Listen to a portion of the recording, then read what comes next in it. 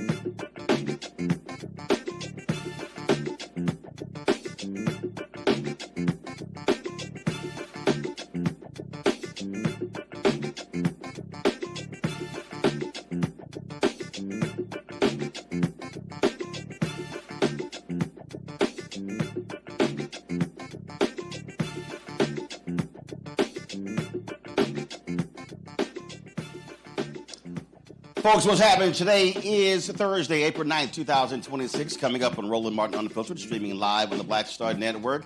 I'm here on the campus of Virginia State University in Petersburg, Virginia, where we are having a conversation about today's politics, Virginia, but also what's happening April 21st when it comes to the critical referendum that changes the congressional makeup. We're going to talk about how that is going to impact not only Virginia, but also the country, and it will impact African Americans nationally as well. A stellar lineup of folks. We'll be talking with Virginia State's president about what's happening on this campus, 2027 budgets coming out of Congress, and what's happening with HBCUs nationally. Again, we'll have national leaders, state leaders, lots to talk about. Plus, we'll pay homage to Paul Robeson, whose birthday will be today, one of our greatest leaders. We don't talk about him enough, but we'll also share the perspective as well. Folks, it is time to bring the funk. I'm Roland Martin Unfiltered on the Black Star Network. Let's go. He's got it. Whatever the miss, he's on it. Whatever it is, he's got the scoop, the fact, the find. And when it breaks, he's right on time and it's rolling. Best believe he's knowing.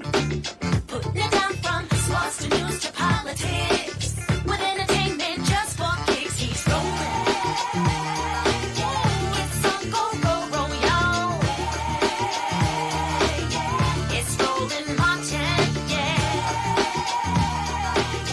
rolling with Roland now. He's funky, he's fresh, he's real, the best, you know he's Roland Martin now.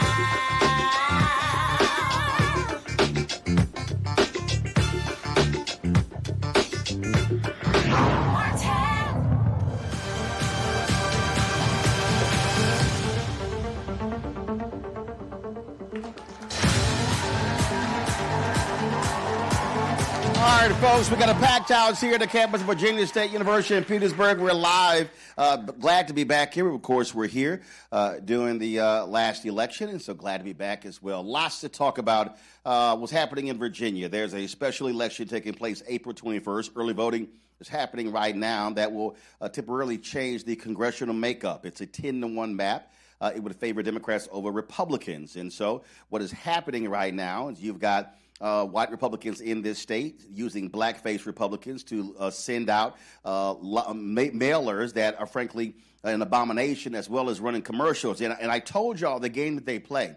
And so if y'all actually watch this show, when you turn on our YouTube channel, they actually are running their ads before this show. So they went to YouTube to specifically buy this show. And so they're not paying us. They went to YouTube to run their ads. The same thing the MAGA folks did in the 2024 election. And so just understand, what is going on here. So we're going to be breaking down this referendum and talking about what's happening in the state as well. And so a lot of people we're going to be chatting with. Let's kick this things off with Samuel Parham. He's the mayor of Petersburg. Y'all give it up for him.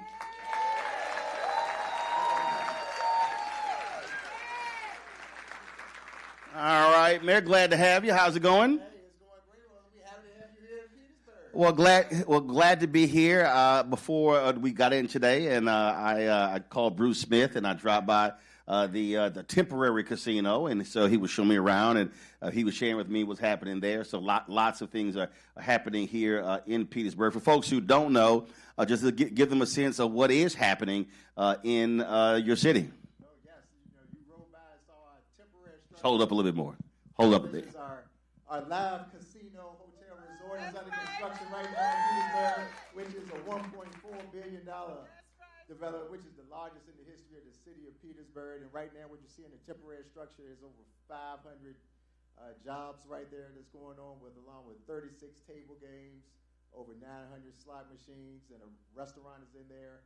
And right now it's far exceeding everybody's expectations. In this first month opening, it did $15 million of revenue for the Commonwealth of Virginia. So it's huge, just to show people that Petersburg is a destination place to come.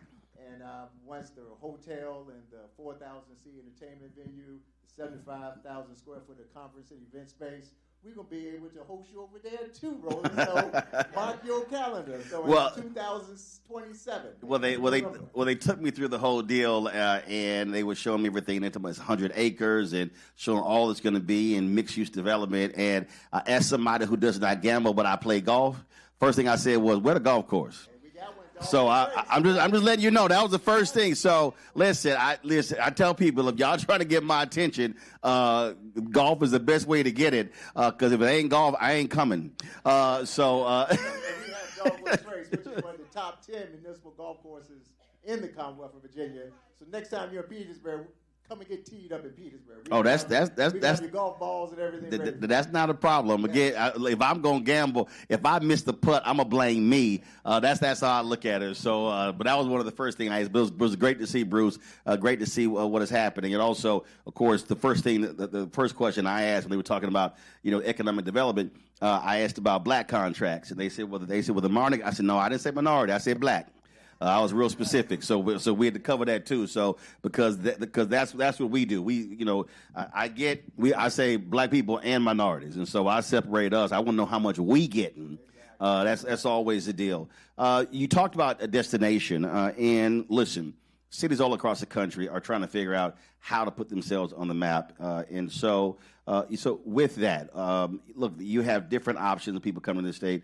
What do you want them to come here to do? I mean, obviously, once this is finished, but what else do you want them to do? Well, I want them to come here. We're a foodie town in Petersburg. If you've never been to Croaker Spot or to Buttery Bacon House or Saucy's Barbecue, we just have King's Barbecue, which is y'all got any good gumbo in Petersburg? Let me tell you, the gumbo we have in Petersburg, we may have some at Croaker Spot. We may have some good gumbo there. See, Mayor, that was not the good answer. When you say we may have, you got to say, I'm from Houston, my grandparents from Louisiana, so I'm just saying that ain't quite the answer I was looking for. Brother, we need you to bring that family gumbo to Petersburg. I'm gonna have to get in somebody's kitchen and show them what's going on, because I had gumbo before I had breast milk, so I that's why I asked that question. So you were saying a foodie town. All right, okay, what else? On top of that, we have so many people that come, whether you're in the military, down to Fort Lee. Virginia State University has always been the crown asset of Petersburg. Whenever you're in Petersburg, they say Virginia State. You say Virginia State, they say Petersburg. So with that, we also have a tremendous history, civil rights history that is with Wyatt T. Walker. We have First Baptist Church, the oldest black church inside the United States. And we just had a complete renovation of our Trailways bus station, which is Griffin Restaurant.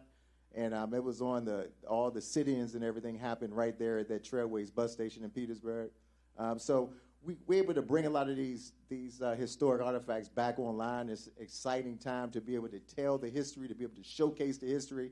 Because in my time growing up in Petersburg, we didn't hear a lot about the history in Petersburg, but now I'm happy to be at the seat to be able to create that new energy and that new enthusiasm in what's going on in the city of Petersburg. All right, that sounds good. Now let's talk about this referendum. One of the things that I have been saying for years is that when black folks vote our numbers, things change. It was in 2023. You got a state delegate that was running, lost by 58 votes. 2025, she came back and won. We'll be chatting with her a little bit later. And one of the things we talked about in 23 was it was not a great turnout in Petersburg. And what I keep saying, whether we're talking Petersburg, whether we're talking North Carolina, whether we're talking Mississippi, Alabama, Georgia, where you have a significant number of black folks, we have to be completely rethinking in terms of how we vote, but also connecting the dots, public policy, social policy, corporate with how we vote as well. And what I keep saying is our number has to be minimum 70%. If you actually look at the data, if we hit that number and other folks vote on the same level, we can sweep elections locally, state, and impact national as well. And so when it comes to, go ahead. So when it comes to this referendum, what are you and others doing in this city to get folks to understand that they can't just simply assume something will pass, that we have to be proactive and drive our numbers? What we have to do is we got to go back to old school route, Roland, because right now, for so many years, everyone could just go to church on Sunday and tell everybody that this election is important and for everyone to come out. But in this day and time, I've noticed that everybody's not on social media. The newspapers don't have a real big circulation anymore. So what we have to do is go door to door, and it's the old school route to bring people out, and that's what works. If you knock on people's door and tell them what's going on, they will come out and vote. If you don't, I've seen the numbers really be low. But that canvassing is super important, and being able to hit the streets and create that buzz.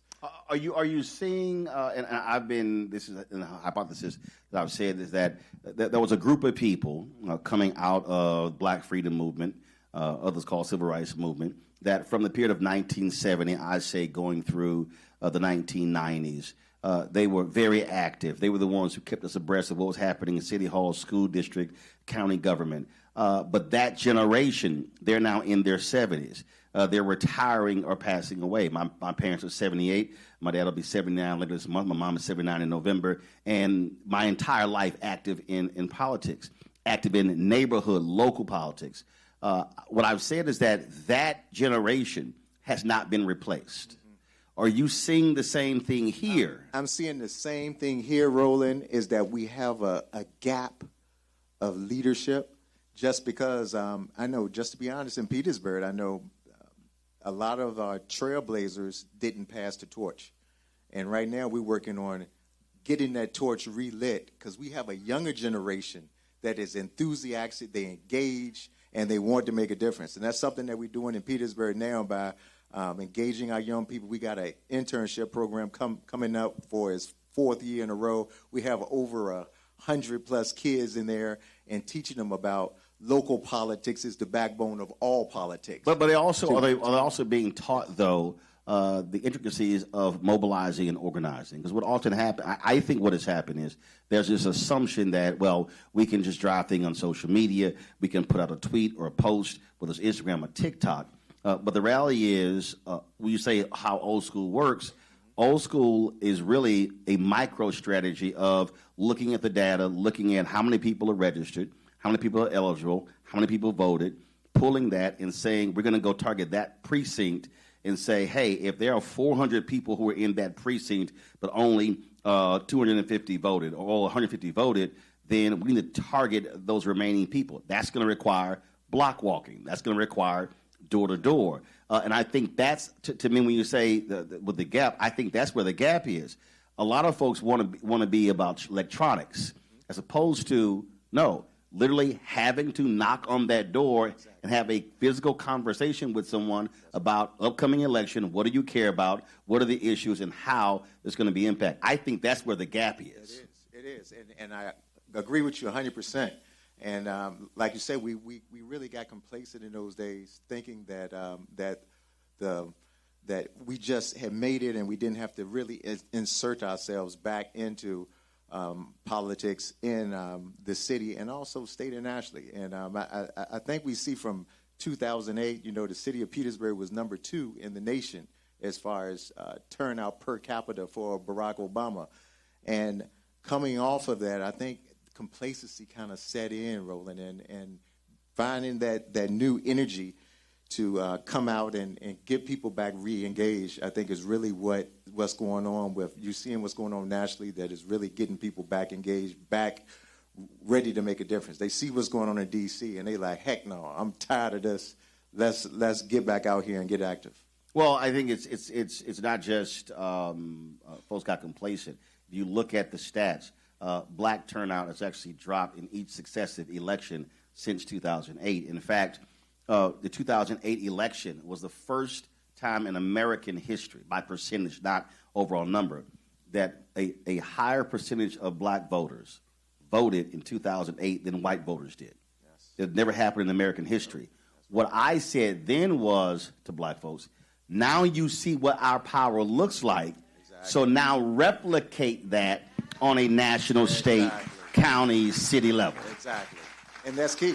That's where we are today, to build that enthusiasm, to build that level of engagement. And I see the city of Petersburg is definitely going to be in the forefront of that. We are the blackest city in the Commonwealth of Virginia. So I tell everybody that all roads lead through How Petersburg. black? What's the number? 80%. Okay? 80%?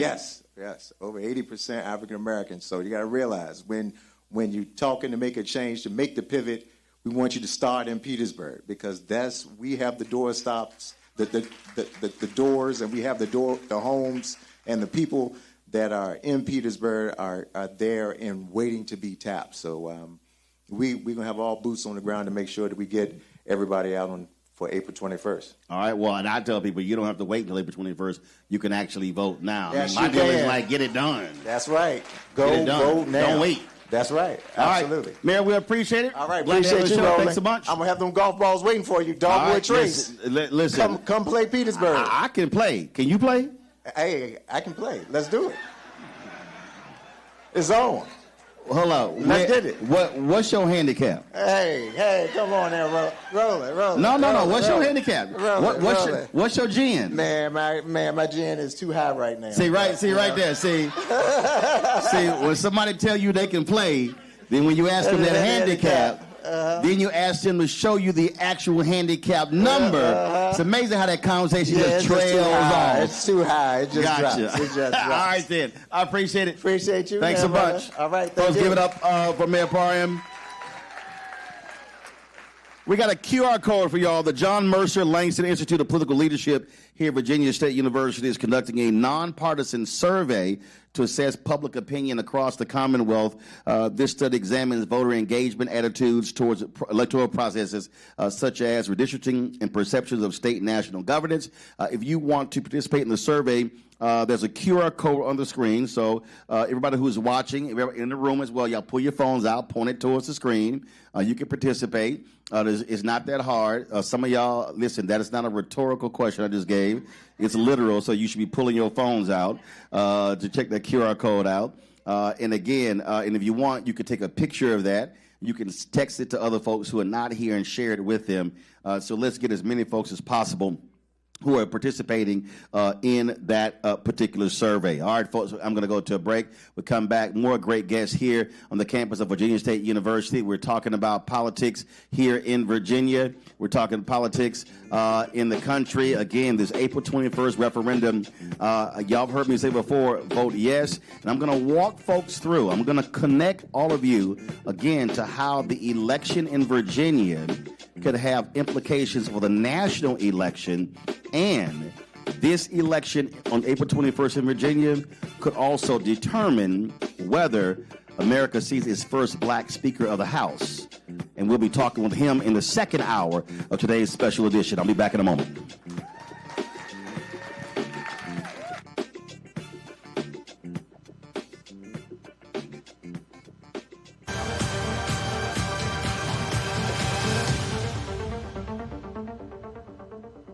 Virginia, we are counting on you.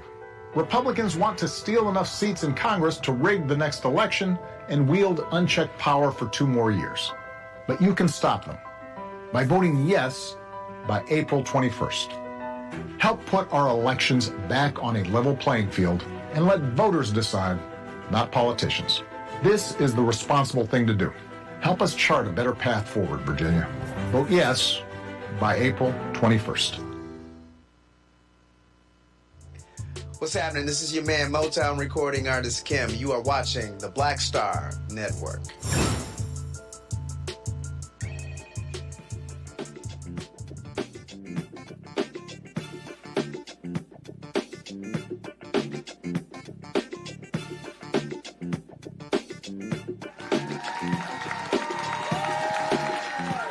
All right. We are back again. We are here, folks, on the campus of Virginia State University. Back here, we were here last year when they had the House election, when the multi-purpose center.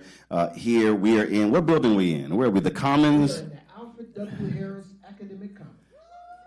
They just told me the Commons building. They didn't put all the rest of that stuff on it. They just said the Commons building. Joining us right now is the president of VSU, Dr. Makola Abdullah. Y'all give it up. A good alpha man. How you doing? I'm doing well. Hold on, let me see how many alphas in here though. 1, 9. Oh, 6. It's a few. It's a few alphas in here. It's a few. Any members of other youth groups? Are you here? Are you here? Any Kappas here? Okay, it's one of y'all. That's right. There you go. Any Sigmas here? That's one. That's right. Got Terrell on my staff, so he's so happy he got somebody to talk to. Any Omegas here? Just Henry. He talking to himself. That's at 1. Henry ain't got nobody to talk to. He ain't got he's gonna talk to himself. Just go get a mirror. Any iotas here? No. Okay, so it'd be Henry and the iotas talking to each other. All right, then. Glad to see your brothers here. And, of course, brothers who are non-Greek. Any Masons here? All right. Boule? G5G? Brothers in men's ministry? I know that's right. Just check it. You know, you got everybody. Just check it. Just check it. Just check it. All right. It's been a while since we're here. What's been happening on campus? We had a good conversation last time. What's new? We did. Well, first, one of the things that's new is last time my wife watched me on TV, and today she's here. So I just wanted to shout out to my wife. We've been married 30 years, and I'm trying to stay married a little longer. So you'll forgive me for doing that. The other thing is I think we have a few Trojans in the house. So can I get a Hail State? So we got a few Trojans in the house. We are excited. Thank you so much for coming last time and coming this time. Anytime that you shed a light on voting, making sure that we tell our students, our faculty, our staff, and of course our wonderful alums, the importance of voting and getting out, it's always important. So we really appreciated you coming before. We're really happy to have you back. We are in our brand new Alfred W. Harris Academic Commons. I said the whole phrase because Alfred W. Harris is our founder. But not only that, when black people were able to vote in Virginia, and we got the right to vote in 1870, one of the biggest things that black people did first was elect delegates like Alfred W. Harris, who then founded Virginia State University. And so we are founded We were founded from a political movement where black people voted. The very first congressman from the Commonwealth of Virginia was John Mercer Langston, who was our first president, right? And so we have a history of voting. We have a history of activism through voting. And it's good that you're here so that we can continue to tell that story and get people out this time. See, one of the things that for many of us who don't really understand the history, if you look at after the end of slavery, that Reconstruction period, where you saw black folks who were elected to legislatures across the country. In South Carolina, it was majority black. And what the folks don't realize is education in America, that is a result of black people. It was the formerly enslaved people of African descent who got elected, and the first thing they did in many places was put education in the state constitution.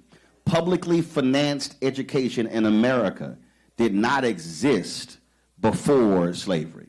Look, that is a result of black people. And when they ran the black people out, they got rid of a lot of stuff except that. And so when we talk about publicly financed education in America, that is the creation of black folks. When black people joined the Readjuster Party here in Virginia and exerted their political might, the two things three. One was to get rid of the whipping post. The second was to make sure that all of our public schools, black and white, were fully funded. And the third was Virginia State University. And so you are absolutely right. Education has always been on our forefront.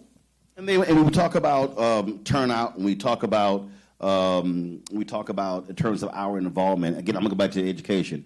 In the education of blacks in the South, 1860 to 1935, Richard D. Anderson. Black participation in education in Memphis was 92%. White folks in D.C. wasn't even at 50%. And I keep telling folk, former slaves said we couldn't read. They wouldn't let us read. So there must have been something powerful about that book, and they didn't want us to read.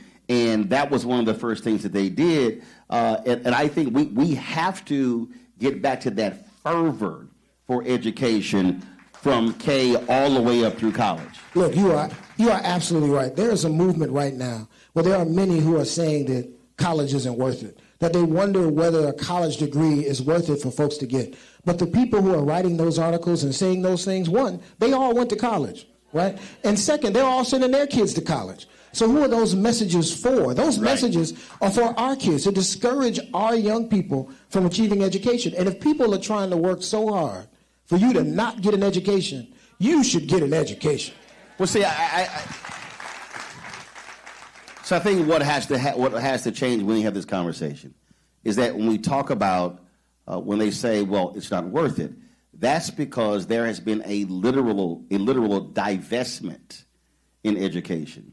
If you look all across the country, state legislatures are allocating fewer dollars to public institutions.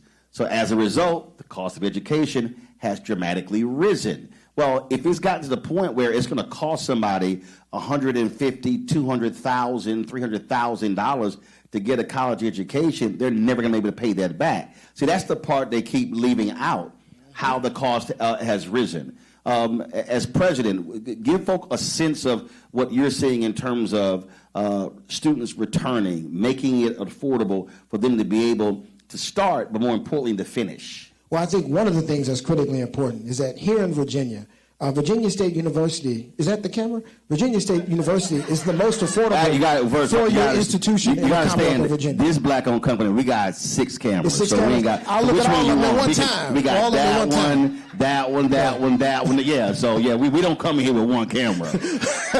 But one of the things that we fight for is to make sure that college can be affordable. We are the most affordable four-year institution in the Commonwealth of Virginia. And I'd also love to say, and thank you for that, that was a layup, is I want to give honor to those elected officials who are coming on later for their incredible support of Virginia for State University. Whether it's Delegate Kimberly Pope Adams, who holds the very seat that Alfred W. Harris used to hold, Delegate Delores McQuinn, the Speaker of the House, Don Scott, our senator, who I just saw backstage, Senator Tim Kaine, who many people don't know, but he is largely responsible for the multi-purpose center existing here at Virginia State University. And so we've had some incredible support from elected officials, and I'm honored to be here at Virginia State and to work in Virginia. Well, but you name those folks, but that's what I mean. We talk about how we vote. We have to tie our vote to what someone says they're going to do, and then make sure they actually do it. And that's important, because there are a lot of folk who run, who win, then when they get into a state capitol or get to Congress, then don't do those things. And so I am constantly trying to connect the dots and get people to understand if there's a direct correlation to who we elect and then what is the public policy that then is achieved once they're actually there. No, look, you're absolutely right. As you know, I'm a public official. I have a government job here in Virginia, so I don't talk politics on camera.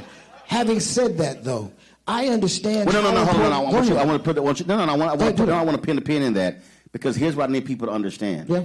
This is a state institution. That's right. Which means it is governed by the state. If you're governed by the state, that means this entire institution is a political institution. This entire institution is a political institution. Let me finish. Hold up. But I need the alumni and the students to understand that their engagement in the political process has a direct result on what returns back to the campus. So you can't divorce the two. Oh, no, you can't. As a matter of fact, let me pick that up. And that's why it's important that you're here to talk about voting, particularly for this referendum, right? One of the things that we have to do, we have to go out, we have to vote and make our votes count. And then we've got to hold the people accountable for the work that they're doing. And so you're here. I want everybody to read and understand the referendum and then get out, and how you go vote, get out and vote before April 21st, because you can do it now. And if you support it and you think that it's what needs to happen, then you need to support the people that wrote it.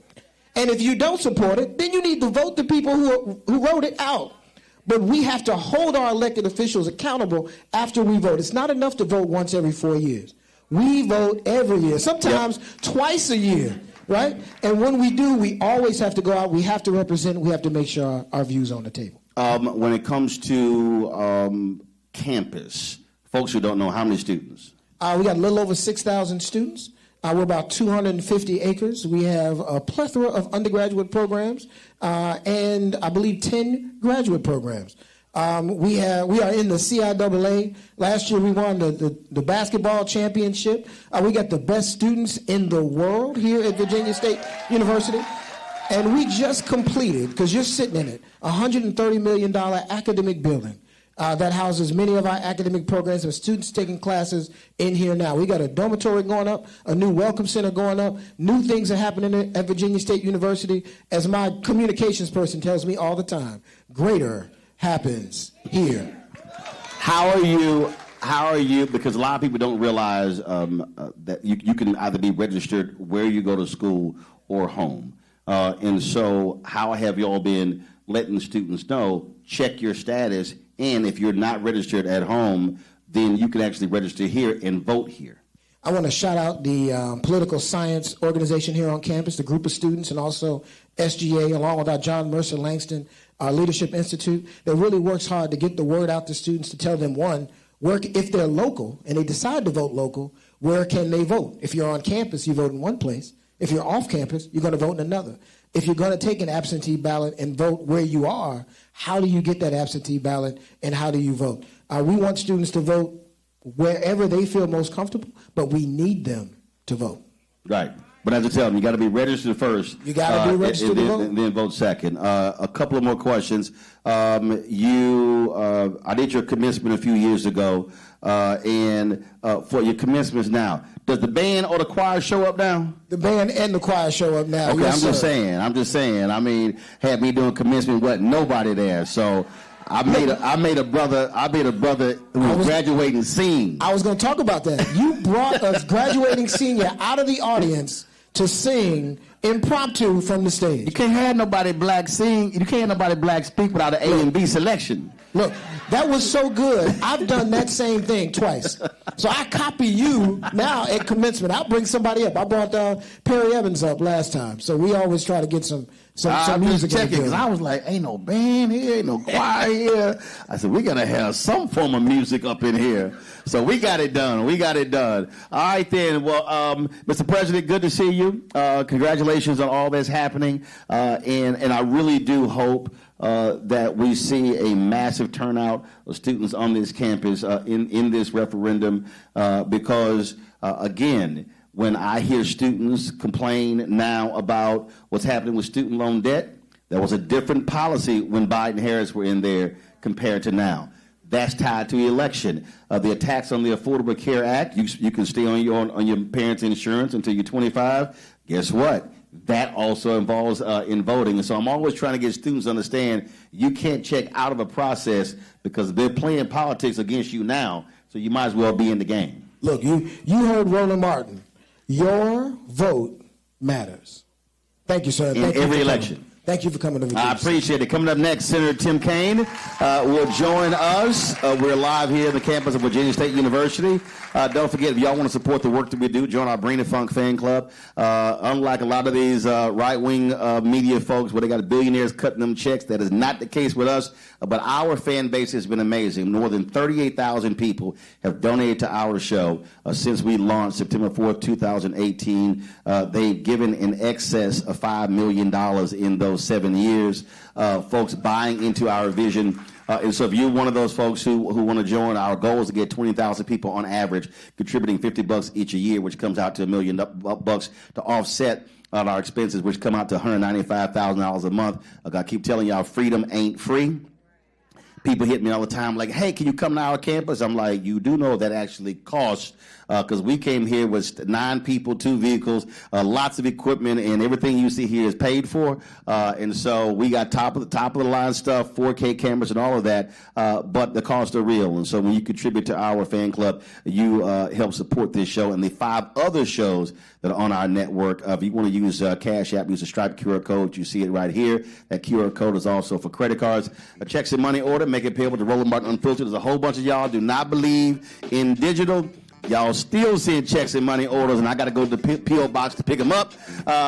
Make it out to Roland Martin Unfiltered, P.O. Box 57196, Washington, D.C., 20037-0196. PayPal is R. Martin Unfiltered. Venmo is RM Unfiltered. Zelle, Roland at RolandSMartin.com, Roland at RolandMartinUnfiltered.com. Back in a moment.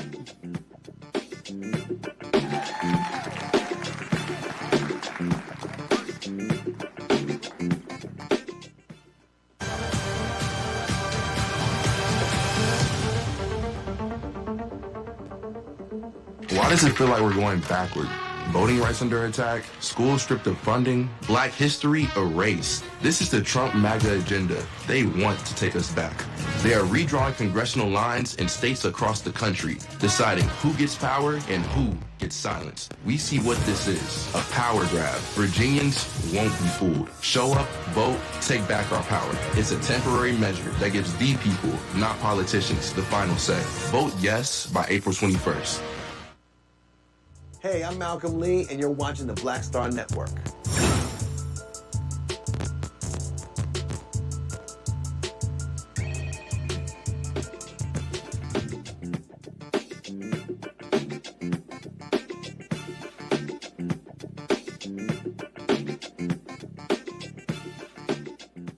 All right, folks, welcome back to Virginia State University. Glad to see everybody here. We'll continue our conversation talking about what's happening in the state politics and, of course, this crucial referendum taking place April 21st. Voting is happening right now. Put your hands together for our next guest and welcome one of your 2 United States senators, Senator Tim Kaine. Thank you, guys. Hey, Roland. How's it going? Good to see you. Glad to be with you. Yes, sir. Take a seat. Will do. All right. How happy? Hey, DSU. Great to be with you. How happy are you not to be dealing with these crazy folk in D.C.? Oh, my gosh. I have to come in Virginia to get my head reoriented. I'll be back in D.C. Monday, but it's been 2 weeks of traveling around the state, waiting to see if the House will finally pass the unanimous bill that the Senate passed to fund government. And they're stumbling all over themselves, but we hope they get there. I'm also. Do we have a ceasefire or not? What I mean, I don't know what It is a. It's a partial It's a partial, some parts of the country, some parts of the region, other parts not. We don't exactly know how long it'll last. The president changes his mind every day. Now, look, I'd rather have even a partial ceasefire than a war that's illegal and unwise.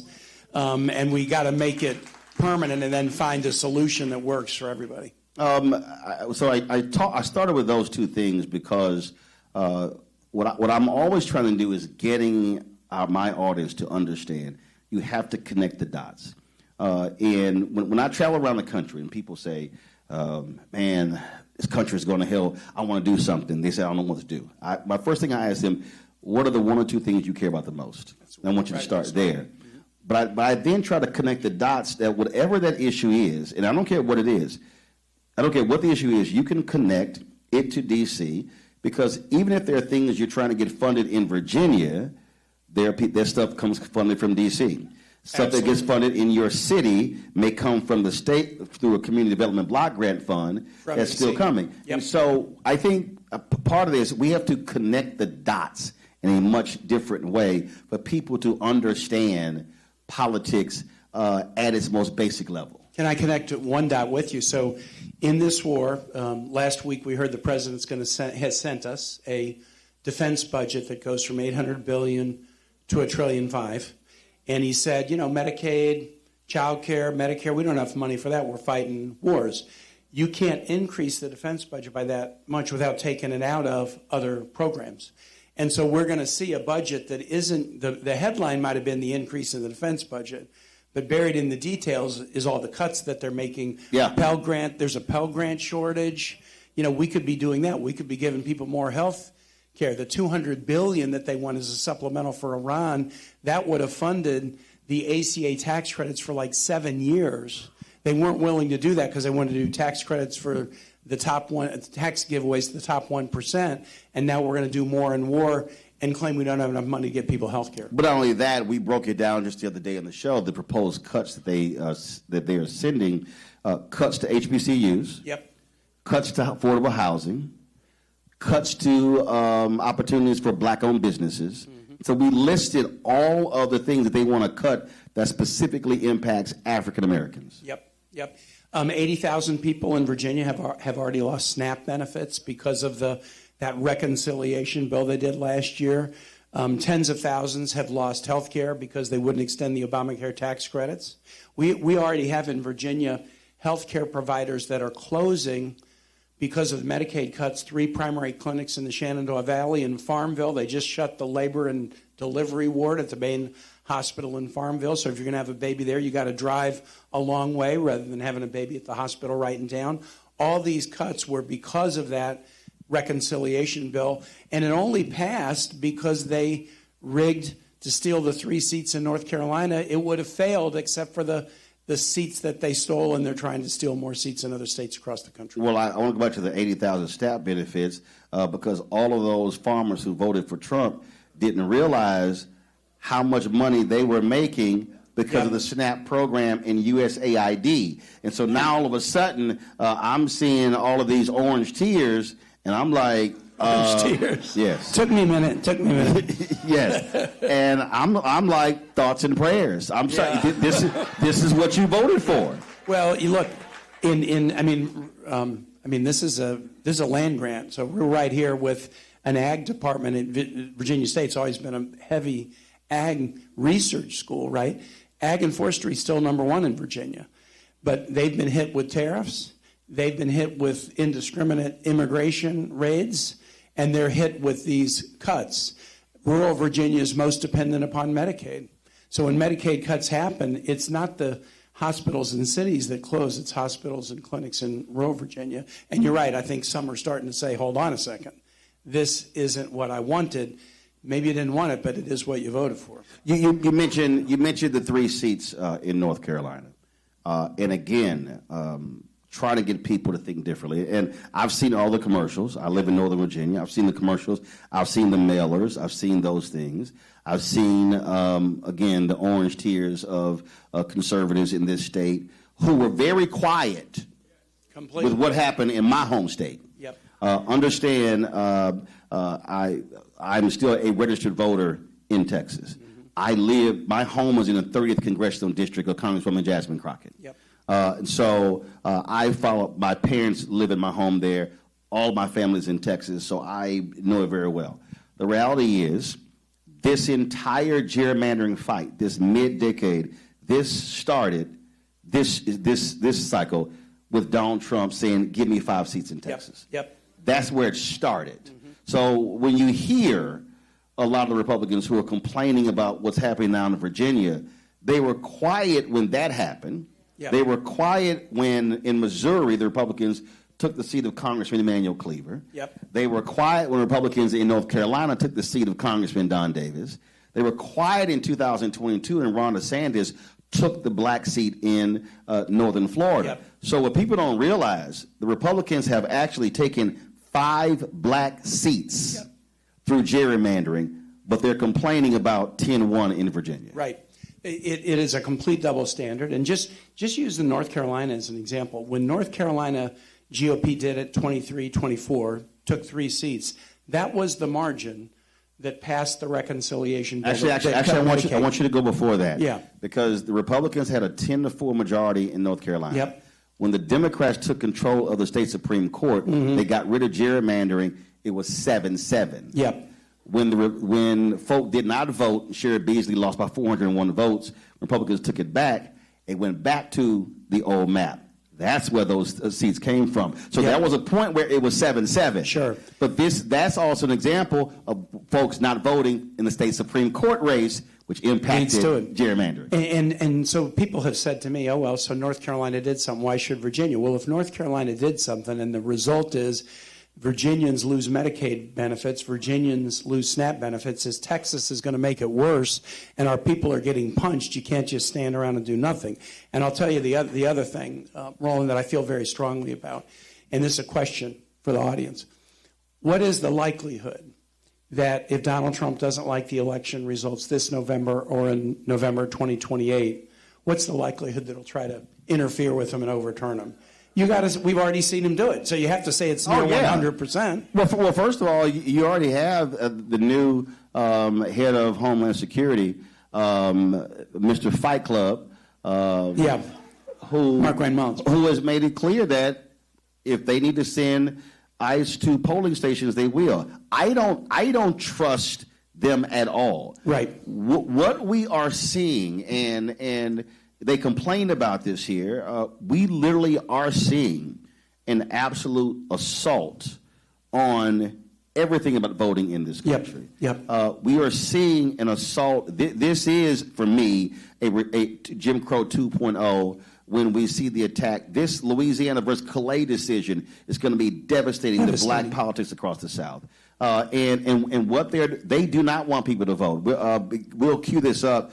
1981, Paul Weyrich, who was the co-founder of the Moral Majority, founder of the Heritage Foundation, said in a speech in Dallas, Texas, "We do not want everyone to vote." Yep. That's the Republican Party line. And let me connect to that. How about voting by mail? The president just voted by mail in his home district, but he's trying to wipe out voting by mail for everybody else. Why would he do that? Why would he do that? If they're going to maybe send ICE agents to polls to intimidate people, they're not going to be able to intimidate people from dropping a letter in a mailbox. So if they can wipe out vote by mail, if they can wipe out early vote, and so you have to go to the poll, then they know where to flood the zone on Election Day and try to intimidate people. Well, they attacked assaults to the polls, Sunday voting. Right. They attacked early voting. In North Carolina, the federal court ruled there was surgical-like precision where they targeted black voters during early voting. And yet they upheld it, and the Supreme Court upheld it anyway. Yeah, so I need people to understand this is not just a political insider conversation. No. This is an attempt, if they know based upon numbers, and because they've actually said it publicly, if more people in America vote, they lose. They've actually said that. So my whole deal is we see what's going on here. Yeah, and let me say something that is completely factual. It'll sound partisan. It's completely factual. Donald Trump tried to interfere with the election January 6, 2021. Insurrectionist. He'll do it again. He'll do it again. You got to have a Congress that will stand up to him. In 2021, the Virginia congressional delegation was 6 Democrats and 5 Republicans. Did the 5 Republicans in the delegation stand up to Donald Trump? No, they voted to decertify the election. They went with Trump. You got to have a Congress, an Article I branch that is willing to stand up and check a tyrant. You have to. I'll say this here. I mean, I've never identified as a Democrat, Republican, or independent. I'll make it clear I'm black. But I have to say this here. The reason I'm happy to see what Virginia is doing, because I think Democrats have punked out too much in the past. I believe that Democrats have played. Sounds like an amen. It's a huge amen. Democrats have played by a set of rules to a game that no longer exists. Yeah.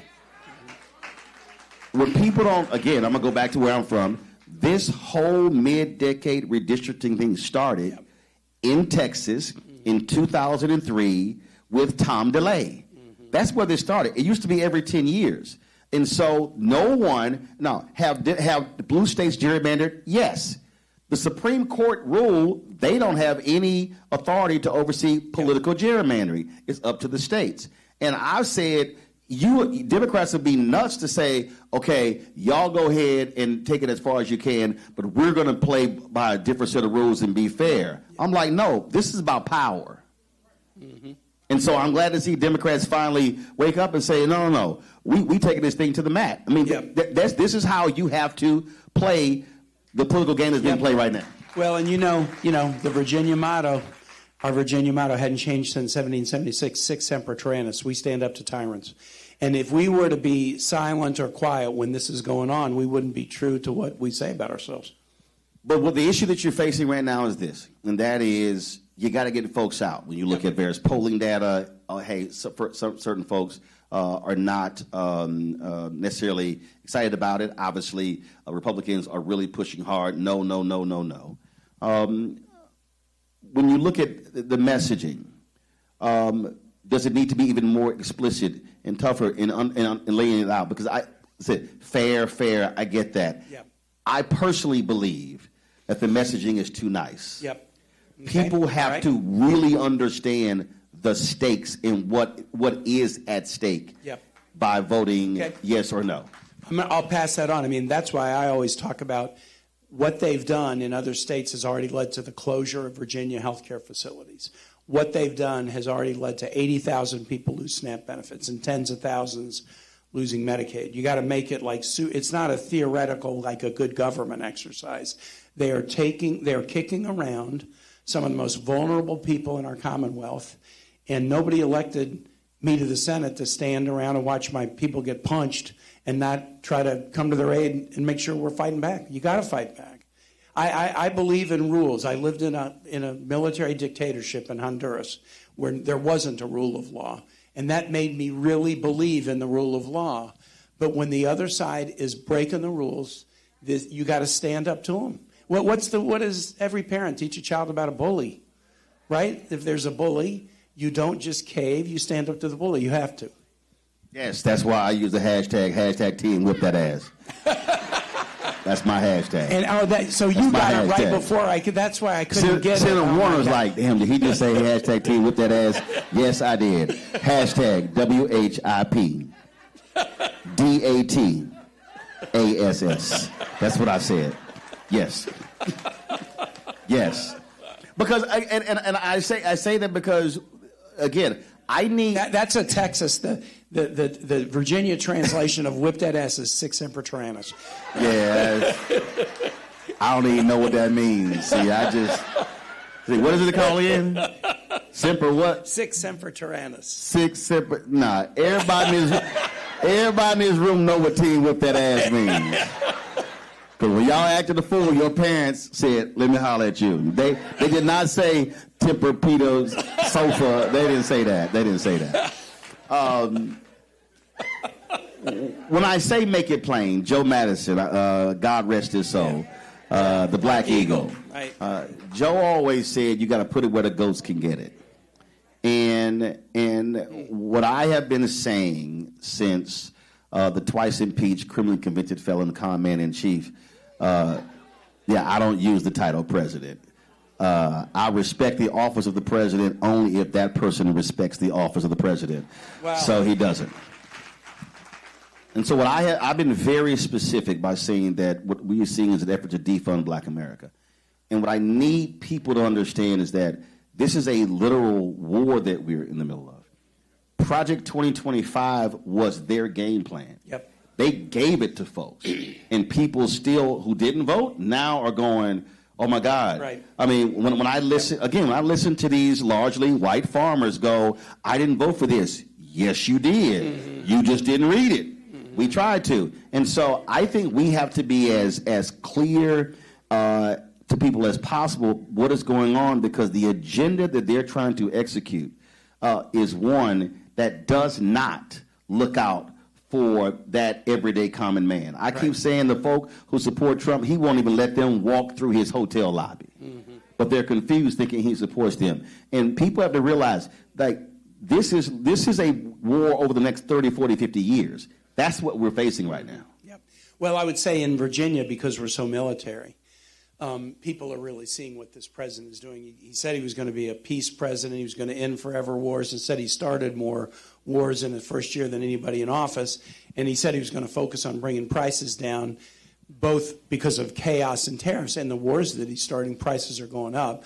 So what he said, he did the exact opposite. But him doing the exact opposite of what he promised is something you could have counted on based on the first term. So in Virginia, this war weighs heavily, with so many families worried about their kids being deployed, going into a war with no rationale, no game plan, no ally support, and no public support of the American public, and no Congress. And 15 months of massive cuts to the Department of Veteran Affairs. Right.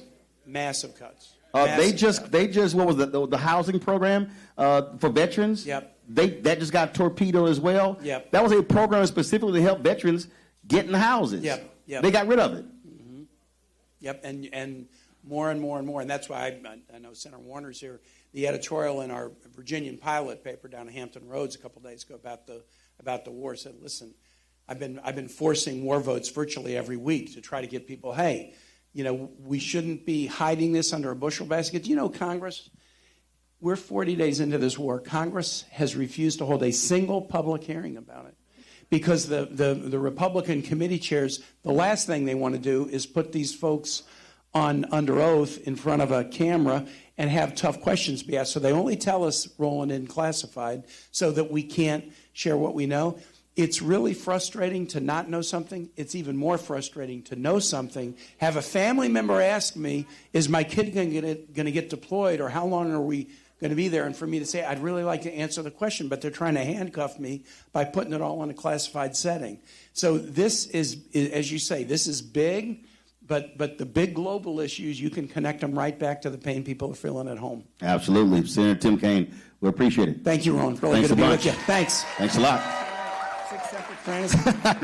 Right, sick, semper, tempur-pita. I don't know what he just said. I don't know. Tempura fish, I don't know. Let's bring up Kimberly Pope Adams, the Virginia State Delegate, Delores McQuinn. Let's bring him up. We need to bring a chair out. Bring the chair over here. Yeah, I'm not going to a break. Just bring him on out. Where you at? Where you at? How you doing? How's it going? Y'all good? All right, go on. Step right on over here. How's it going? Good seeing you. Absolutely. Step right on up. We got the other microphone. Here we go. Well, you all good? All right, step up. Don't worry about it here. Just take this one. Don't worry about it. Ain't no thing. I don't need that. Don't worry about it. We got it. Plus, you're a little shorter than me, so I can just sit right in it. She did that step up. All right. First time I've seen you since you won. That's right. All right. How's it been going so far? Oh, it's been going fantastic. I feel like I'm in the place I'm supposed to be so I can get the work done that we need. All right, then. Let's talk about this referendum. Again, when leadership change, Democrats controlling the House, Senate, Governor's Mansion as well, you had folks who said, don't do this, don't do this. Why is it critically important to change these maps from your perspective? Oh, it is critically important because we're not redistricting for Virginia. We're redistricting for the entire United States. This is bigger than us. This is absolutely bigger than us. And as was said earlier, what happened in Texas is what started it. And I am so proud to be a part of a group that can fight back, because that's what we do. In Virginia, we don't write strongly worded letters. All right? We write bills. We write legislation. We write amendments so that the people can have the final say. Speak to that redistricting for the rest of the country. First of all, where's my third mic? Where's my third mic? Okay. Well, the way they knew I was going to have 3 people, give me the third mic. Come on. Passing the mic like we passing something else. Go ahead. I'm sorry. I'm not sure. Talk pass. I'm not sure what the something else is, but however. You know there's some medicinal purposes in Virginia. Some folk with some cataract know what I'm talking about. Go ahead. All right. But you know what, the purpose of it, and Kim has already certainly spoke to that, we need to make sure what we're doing is not just about Virginians. It's about this country. It's about our communities. It's about our nation. It is about those, the education, the health care, all of those services that we know need to be provided, and especially in sometimes, you said, black community and communities of color. We need to make sure that we are doing our part. And I think we sent a very clear message from the General Assembly that, you know what, we're in this, and we're in this fight to stay. And I think that the people, the big challenge for us is to make sure that all of us are getting individuals to the polls, knocking on doors, text messages, calling individuals to make sure that they are going to the polls. So that's where we are. But that's what we are doing. So I got to get your take on actually. So y'all fix the mic in the break. Got to get your take on these blackface ads that are running, where they're saying, they're using the KKK imagery, saying they're trying to take these 2 black districts, and we fought this before. These are white Republicans who are paying black Republicans as a front to run to run these ads. Oh, absolutely. And the entire intent of those ads is to sow confusion. What they want to do, they're hoping that in those negative ads, they're hoping that black people will do one of 2 things. Either they will accidentally vote with the other side, or they just won't vote at all. Because either way, that's a win for them. And I say that to everyone I talk to. Not voting in this special election is the same as voting against your best interest. It's no different. So when I see what they're doing, and I see, because they assume that we aren't as smart as we are. We've always been smarter than they've given us credit for, and this time is no different. People are going to see those pieces of mail, they're going to see those ads, and they're going to know what to do. They're going to know to vote yes. Are you hearing from your constituents that this is confusing? Absolutely. Many of them are confused, and that's why when I say it's incumbent upon us, all of us, not just elected officials, not just the church, not just preachers, but every last one of us, to tell someone else, you need to go to the polls or take them to the polls, do the early voting. It is so important because people are confused, and especially the elderly population. And so we need to make certain that we are helping them to understand what's going on. When they saw the picture of President Obama and the governor saying no, then many of them called me because they wanted to know, well, what is this all about? I even had a minister to call me and said, I thought that we're supposed to vote no. How the heck, how did you... See, y'all know she cussed. You know she cussed that minister out. You know she did. You know you cussed that minister out. Go ahead. It is what I told them. It is yes, yes, yes, yes, yes. All the way yes. And that is the message that we need to deliver to our communities, deliver to everyone you know. Roland, I think about this and think about the fight that, democracy is generational. our people fought to have the right to vote. October the 22nd, 1867, the first African-American man went to vote at the polls. They fought. And we got to sustain and maintain, and it's our time for this generation to fight what we know is right and what we need in our communities. So here's my question. Again, I deal with messaging every day with the show. And again, so this is what I see. And so if y'all got some new flyers, I want to know what they are. So I just want you to understand, and again, this is basic fundamental politics. And Lee Atwater was one of evil, but understood politics. And he said, so you have this flyer, and vote no on gerrymandering, protect minority representation. And then you've got this huge photo of former President Barack Obama. And then on the back, let voters decide, not politicians, Barack Obama. Huge photo, vote no today. Okay? So I'm just going to sit here, and again, y'all, this is very basic. Let me just count. 1, 2, 3, 4, 5, 6, 7, 8, 9, 10, 11, 12, 13, 14, 15, 16, 17, 18, 19, 20, 21, 22, 23, 24, 25, 26. So 27 words on this side. You probably got about the same number of words on this side. Okay? This is the vote yes. It's a lot more words, even more words. Yes is too small. I'm just walking. Yes, go ahead. All right. Can you I'm just walking you through. There you go. Oh, that's the new one. This is the new one. How new is this? But I want people to understand that, okay, this is new. I got it. But Obama's only on the back, not on the front. Yes, because that is what we use while we're knocking doors. Gotcha. We are showing up, and we're showing up with what you're holding, because we are the best validators. We can speak to each other. We can spread the word. So as my colleague said, it's incumbent upon us to not just have it in writing, but to deliver it. We have to have the message and be the messenger. So the reason I want to talk about messaging important. So this says protect minority representation, vote no on gerrymandering. This is the facts. The facts are the people who want black folks to vote no literally stole 5 black seats. Yes. Yes. They stole 5 black seats. But here's the flip side.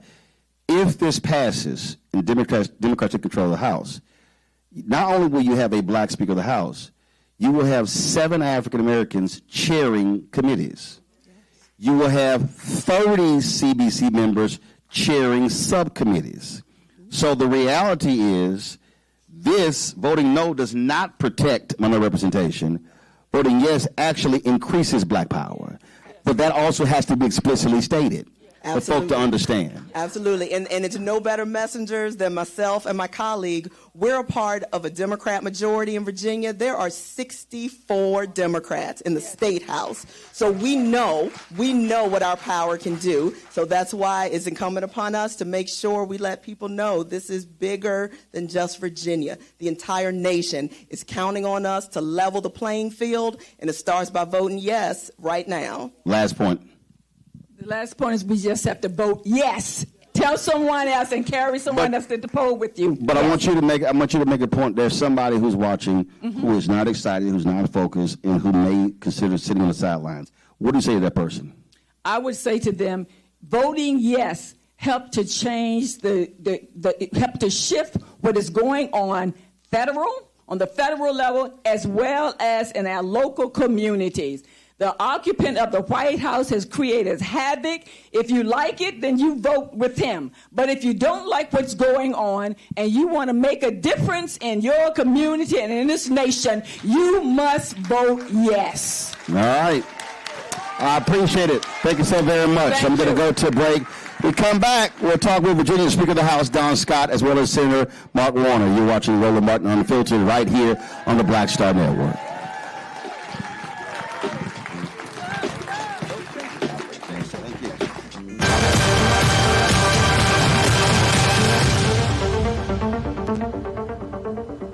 Why does it feel like we're going backward? Voting rights under attack, schools stripped of funding, black history erased. This is the Trump MAGA agenda. They want to take us back.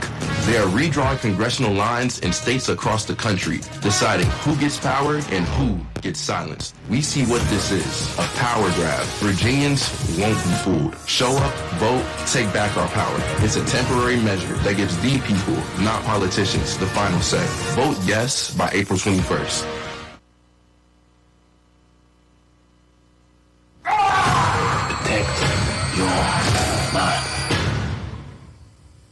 I love you, son. And your mother. More than anything. And I'm gonna keep doing the best I can to prove it.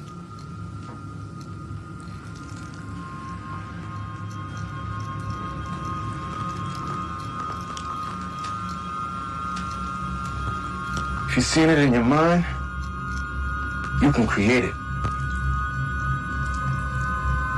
Protect your mind, son. It's your greatest asset. Protect your mind.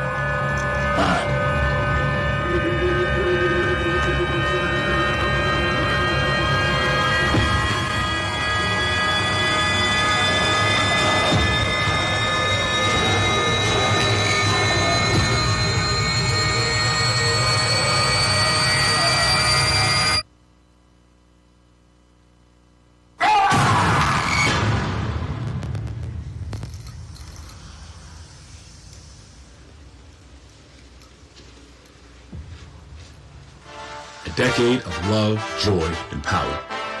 Black Voters Matter is 10 years old, and we are just getting started. This is love with a purpose. This is black joy in motion. This is unstoppable power. Across campuses, neighborhoods, and back roads. Let's go! We show up, not just to vote, but to be seen, to be heard, to belong. We ride together.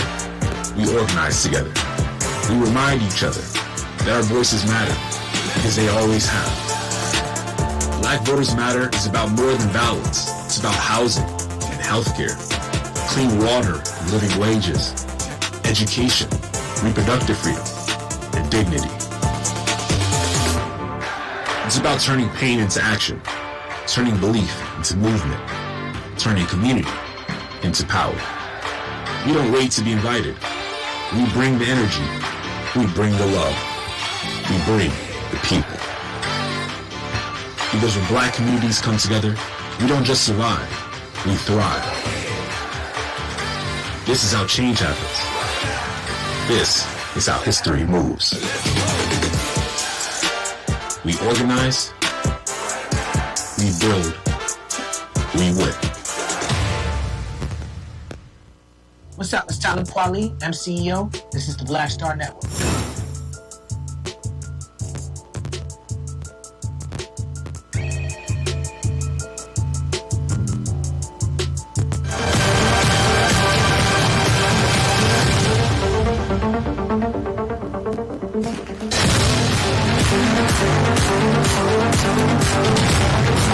Folks, welcome back. We're here at Virginia State University. Roland Martin Unfiltered, broadcasting live. Great to be back here. Our next two guests, y'all know them well. Sitting to my left, Virginia's senior senator, Mark Warner. And, of course, the first black Speaker of the House in Virginia, Speaker Don Scott. All right, let's get right into it. One of the things that we are seeing here, when we talk about, and I've been saying that this administration targeting African Americans, defunding Black America, we have a grossly unqualified individual who wasn't even good. Right. That's a long list. Who wasn't even qualified to be even a TV anchor, who's Secretary of Defense, who is specifically targeting black folks. I had retired Lieutenant General Russell Honore, who said he sat on that group where they recommended people. He said it was an apolitical process. This man is targeting black members of the military, women in the military. He desires white men in leadership in the military, and as Pete Hicks said, and that's what happens again when people don't vote. This is the end result. This man should have never been anything but a Fox News announcer. And he has cut back a black chairman Joint Chiefs. He cut back black senior leaders in the Air Force. He's got taken now 4 recent, he particularly goes after black women. And the military, for all its flaws, was the place that was merit-based. And he is trying to reverse that from the last 60 years. So the people who claim merit now don't like merit in the military. They want merit that when people pay their time, do their dues, and rise up through a meritocracy, he is now saying, no, if you don't look like me, you're not going to get a promotion. But because we all know that the only reason he's Secretary of Defense is because he was so great, right? Only the best people. So we know, we already know that all they want is undying loyalty, and that the fact that they would attack black women specifically and black leadership overall lets us know that their agenda is no longer hidden. We don't have to worry about what they're hiding or they're trying to trick us anymore. They're blatant. They're saying the quiet part very loudly. And if you're not getting the memo now and you're still defending these folks, then we got some problems. And the reason this is important because, I've been trying to get people to see it in a much broader way. First of all, when you deny the promotion, for many of these folks, promotion only lasts 2 or 3 years, and then they retire. So they're retiring at a lower level. You're impacting the economics. Their retirement pay. With the retirement pay. How they're viewed. Then what you're also doing is you are actually stunting the growth of an individual going from 1-star to 2-star to 3-star to 4-star. And so the end result is if this continues over the next 2 years until 2028, and let's say the Democrat wins in 2029, that means you're going to have 4 years of stunted growth, and that is a loss of a lot of leadership. And talent. And you compound that with a couple of things. One, I was chairman of the Intelligence Committee, now I'm the vice chairman. They are also undermining the whole intelligence community. If people speak truth to power, they get fired. And what I've seen, when I've worked with a lot of these Republican senators, I think they love our country, but they have lost all backbone and spine. There is no Republican Party. There's a group of sycophants to Donald Trump. And I've seen Republican senators quit that. I wish they would go public because they said to me, Mark, I don't like this, but I can't afford to pay for security because what happens is this MAGA crowd goes not only after the senators or the speaker, but we all absorb that. That shouldn't be the price of admission, but it is. But what this crowd does is they go after the families, particularly their daughters. And one senator told me, I can't afford to pay security for my 4 daughters. This senator's quitting. And if we allow this to go on, and if we don't call a halt, and part of what we're trying to do here in Virginia is to call a halt and say, no, you cannot, because they will. I wrote a big piece in the New York Times the other day. They are going to try to corrupt this election.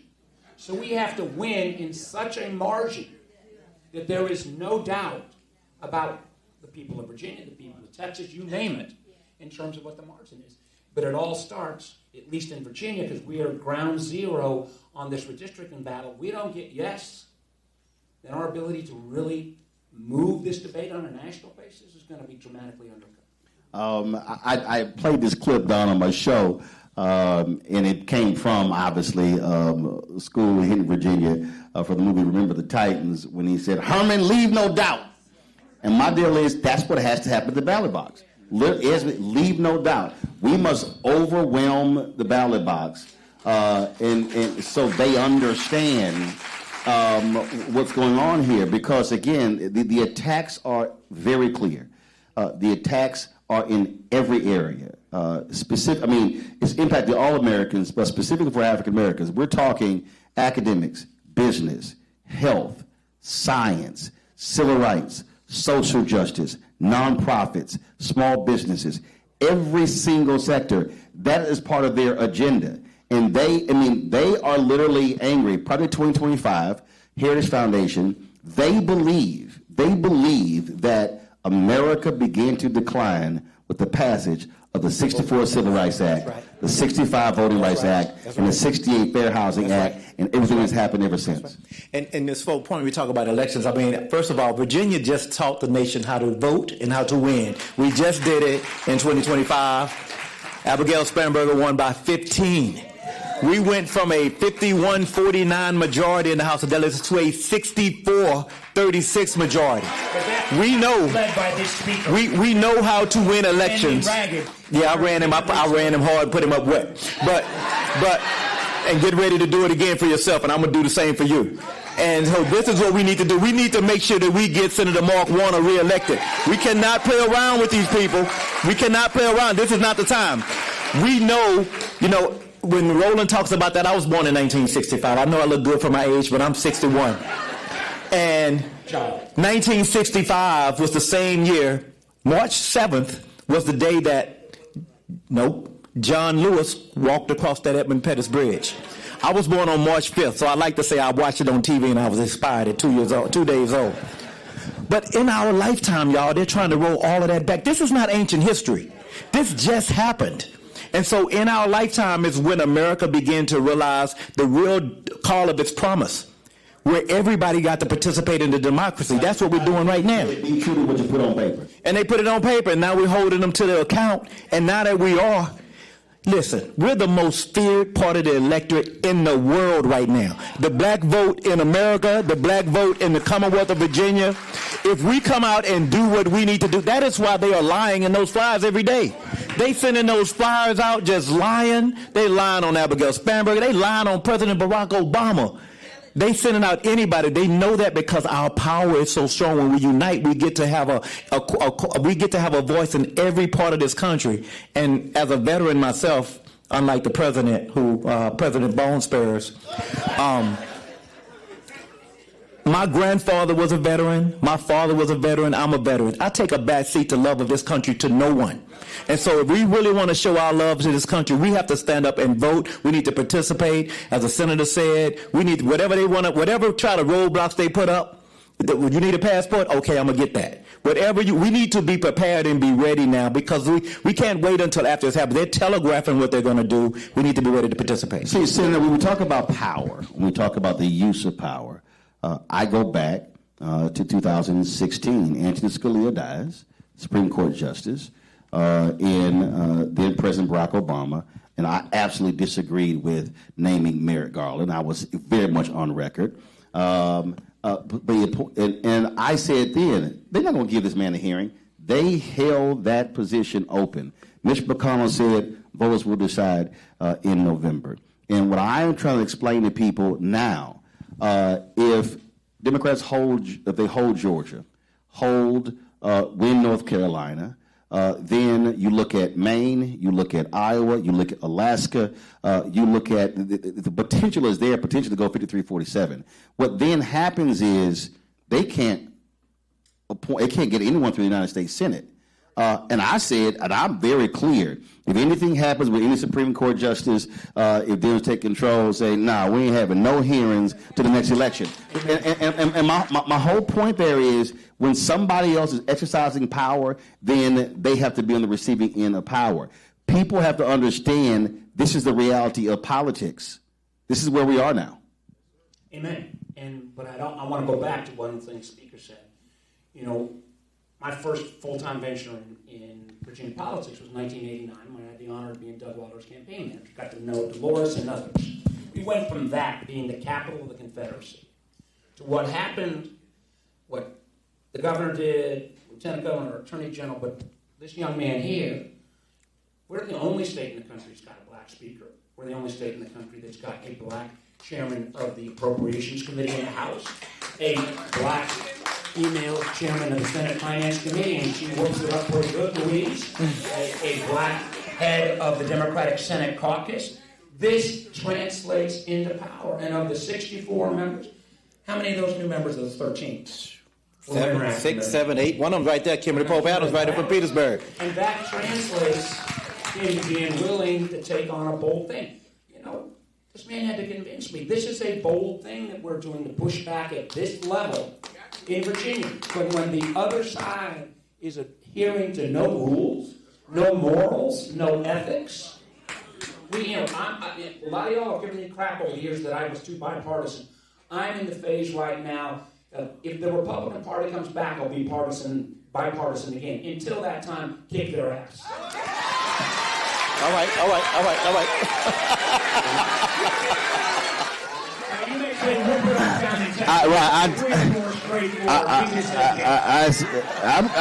I ain't got a problem kicking, but that's better than that simper, temper, whatever. Tim, I ain't know what. Just remember, he is my junior senator. We actually met at law school. We did not meet in the library. Speaker Scott, the point about, again, I try to explain to the audience, again, how power is used. So in the short time, we're only talking 2.5 months, where you control the House, you control the Senate, and the governor's mansion. For folks who don't know what is already being passed and signed into law. Oh, man, listen. She just sent me a list, too, the governor did. Today, who in here would want their family member supporting a family making what's the federal minimum wage, $7.25? $7.25. Who gonna work for that? Raise your hand. Okay. Right now in Virginia, we bumped it up to $13, but now we just passed a bill guaranteeing the minimum wage at $15 an hour. That's a living wage. Minimum wage. And not only that, it will continue to go up with inflation. So 15 is not the end. It will go up in living wage for people that are working every single day to be able to afford to subsist, to survive, in some cases to thrive. Why do you work 2 jobs and not make $60,000 a year if you're working 2 jobs, which is what that is? That's one. We passed affordable housing bills. We passed bills to lower utility costs. We passed bills to make our streets safer. Right now, in today, we're doing that. And we put unprecedented amount of funding in public education. Unprecedented. We have a teacher pay raise in the budget right now once we get it done. And we're going to get a budget, y'all. We're just fighting a little bit. It's just family affair. We're going to get it straight. But we're going to get a budget. Senator Lucas is flexing. She's strong sister, and she's going to get it done. And luckily, we got... she's such a quiet church lady. And if she would just figure out how to use social media. Yeah. But she'll be joining us tomorrow from Norfolk State. Yeah. Look forward to having her. But she's fighting, and we're fighting to make sure that we do all of the things. One of the things that I was asked about this moment that we're in right now, our ancestors would be so proud of what we've done and what we're doing right now here in the capital of the Confederacy, as the governor said. But not only that, they would be ashamed if we didn't stand up in this moment and fight back right now to make sure that our children and grandchildren don't have to have that fight the next generation. We need to do our work right now. Each and every one of us, regardless of race, creed, or we need to do our work right now because dude is crazy. Dude is going to war. He tweeting out on Easter Sunday. He tweeting out stuff. He cursing and acting a fool on Easter Sunday, and just trying to control. He's actually a Christian, so. Well, I mean, but at least he can pretend. All right, so. Well, you know what he say, 2 Corinthians. But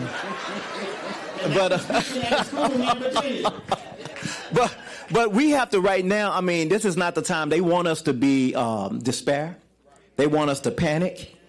But what we've always done in moments like this is we've organized. We went to work. We've communicated with one another. We went from house to house, and we got folks organized to go out and vote. And when we go out and vote and let our voices be heard, we make sure that the next generation doesn't have to face this last generation. We slept on this dude. Yeah, y'all got to admit we slept. I heard some of y'all say, well, he entertaining. Well, he not that bad. But not on that show. But there was some folks that was saying, he not that bad, but he's terrible. No, I was at the NBA. We got people right now saying, well, I don't believe in the gerrymandering and we don't fight fire with fire. Man, listen, this is not about fires, okay? This man is really trying to dismantle everything that people like John Lewis, Dr. King, and others vote for. I'm going to say it is about fires because he has specifically, Donald Trump, this has never happened before. He has specifically said, I'm not funding things in blue states. Federal judges have ruled against him. Yeah. They ruled against him by saying, you can't just not fund a blue state because they didn't vote for you over here. You're talking about fire. There was a natural disaster in California. His staff had to convince him that the people in Orange County voted for him to declare disaster assistance. That's how petty we're doing the person. It's like you quoting the guy who was the co-founder of the Moral Majority. You need to just quote the most recently departed, another one that should have never been in this position, Christy Nome, who said, we want the right people to vote for the right people. You know, that does not take a lot of translation. And the idea that like a week ago, he said he put out an executive order that said they want all of the voter files to come back and they're going to do their magic Elon Musk scrape of those voter files. First of all, anybody that knows about a voter file knows there are people that die every day. There are new voters that come in. There is no static voter file. But if that got to the DHS's hand and they could suddenly review who gets to vote, I think a lot of people in this room aren't going to get to vote. And they're not going to tell you until you show up at the polls. So we need that whole save. And then they'll say, no, you can vote. Voter disenfranchisement at a level that goes back to when this country changed in the 60s. But then this is all on the table at this point. But then they're going to say, no, you can vote. Here's a provisional ballot. But provisional ballots are only going to count if it's in a certain percentage. And so we already know what that game is there. That's what we're dealing with. And again, you're seeing it directly how they are specifically refusing to fund initiatives in certain states, and they're saying, they're literally looking at polling. No, let's see. That county. Y'all voted for Harris. Yeah, we're not going to fund things there. One of the things that makes me crazy was I've been a champion for a while of something called Community Development Financial Institutions, CDFIs. CDFIs. They help access to capital. Listen, I failed the first 2 times in business. Third time I did well. I hope I'm self-aware enough to know that if I had not been a white guy with the right education, I wouldn't have gotten 3 chances or 2 chances or maybe even 1 chance. So CDFIs are a way to say, how do you help that black business person get access to capital, somebody that wants to do a little bit of redevelopment. And what the amazing thing is, in Trump's first term, he became a champion of this. In COVID, we got $12 billion for this. Help build the whole industry. He comes in this next term, and he wants to cut them to pieces. This man he was bad the first term, but he had some decent people around him. This is a crowd of people who want to take the country back. They want to take all of the progress since 1964 and 65 and rewrite it and rewrite our history. And it is not going to be based upon meritocracy. It is going to be based upon, unfortunately, a 1950s version of America that did not include most of you in this. Yep. I'm always about connecting the dots. When he was there in his first term, the reason the CDFI money was there because the Constitution says that any bill that involves money starts in the House. When he was there the first time, Democrats controlled the House. The person who was the chair of the House Financial Services Committee was Congresswoman Maxine Waters. I need y'all to go ahead. Yeah, in Virginia, when we get the power back, the chairman of the Education and Labor Committee in the House will be our own Bobby Scott. Right. So I'm trying to. So the reason I'm saying that. So I know Congresswoman Waters, huge champion of CDFIs. She's been on the show many times. So if folk vote yes April 21st, and then if Dems win the House in November, she returns as chair of House Financial Services Committee. Benny Thompson is the chair of the Department of Homeland Security. Congresswoman Joyce Beatty is a subcommittee chair. All of a sudden, there are going to be 6 to 7 CBC members who will be chairing committees. That means the legislation has to go through them.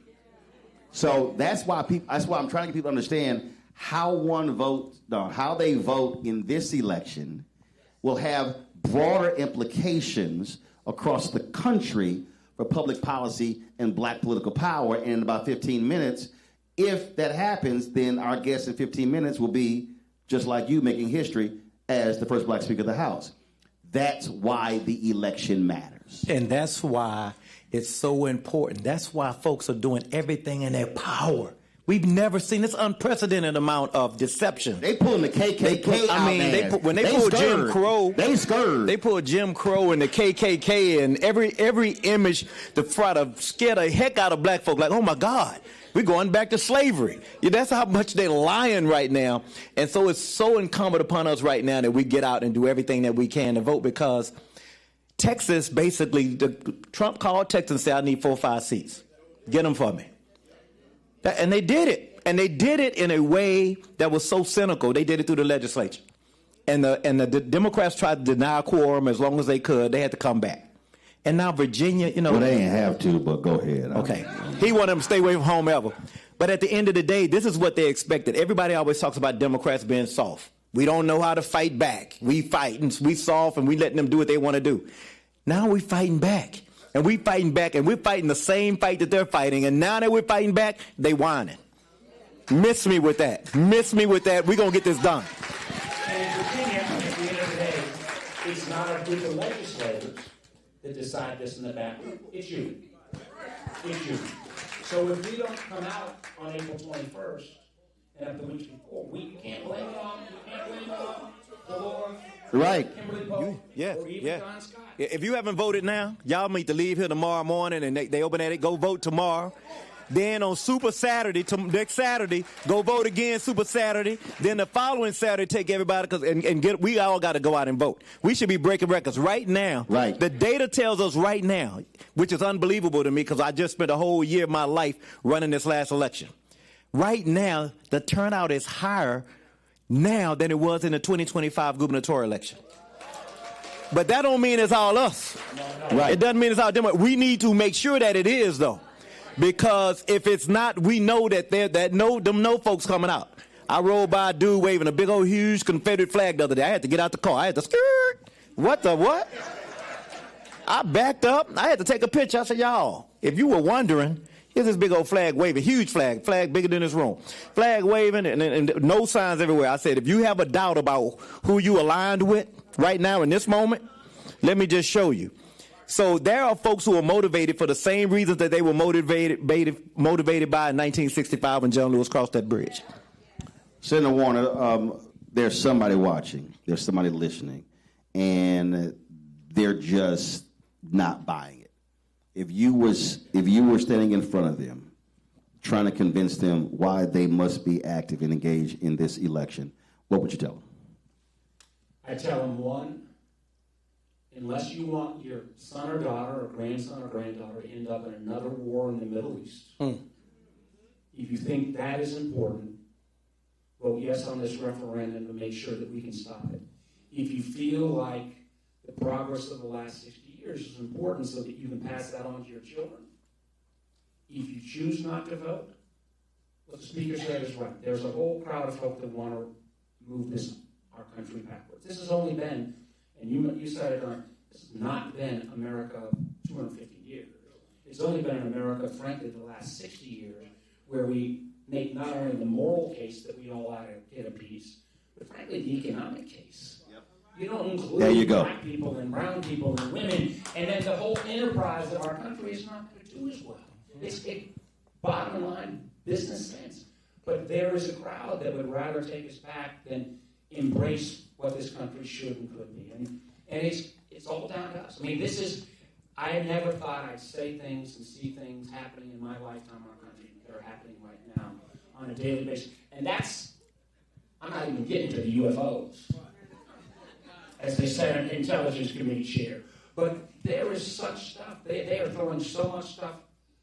There is such a reversal of what has stood as rule of law. I mean, Tim was talking about rule of law. This guy has no respect for the law. So not on our watch should be the word that we're going to take our country back. Right. And that's why I specifically, again, it was a week or two after the inauguration, where I laid out in more than an hour the notion of defunding Black America. When you talk about contracting, we talk about Atlanta today. Maynard Jackson, 1973, elected. The year before, when he walked into the mayor's office, African Americans were receiving 0.0012% of city contracts. Okay, not 1%, not 0.5%, not 0.25%, 0.0012. That's virtually nothing. And he completely changed that. His grandfather told him about the 3 Bs. The ballot and the book were 2 of those. And what we have to recognize, and again, when you talk about the CDFIs, loaning, in Trump's budget, we broke it down on the show last week, they want to completely eradicate programs for black businesses.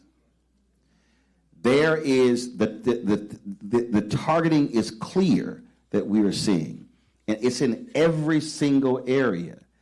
We had a sister from the University of Missouri. They are no longer funding their group on the campus, their black student group, because Trump's folks are threatening to pull the research funding, the federal funding, from the University of Missouri. So that's how deep. There's not a single black nonprofit, Speaker Scott, in America that's not been impacted by the attack on DEI. Mm-hmm. That is public policy. Mm-hmm. And that's why voting is tied to that. And it got, especially when Musk was in and the Doge stuff, it got so crazy. There's a jurisdiction in Virginia that the Speaker knows, Washington County, far southwest Virginia. It's got a black population, maybe 2%. Mm-hmm. They were on the list. Well, here's what happened. This poor group they decided to rip out their computers from the high school because under Biden, they got a digital equity grant.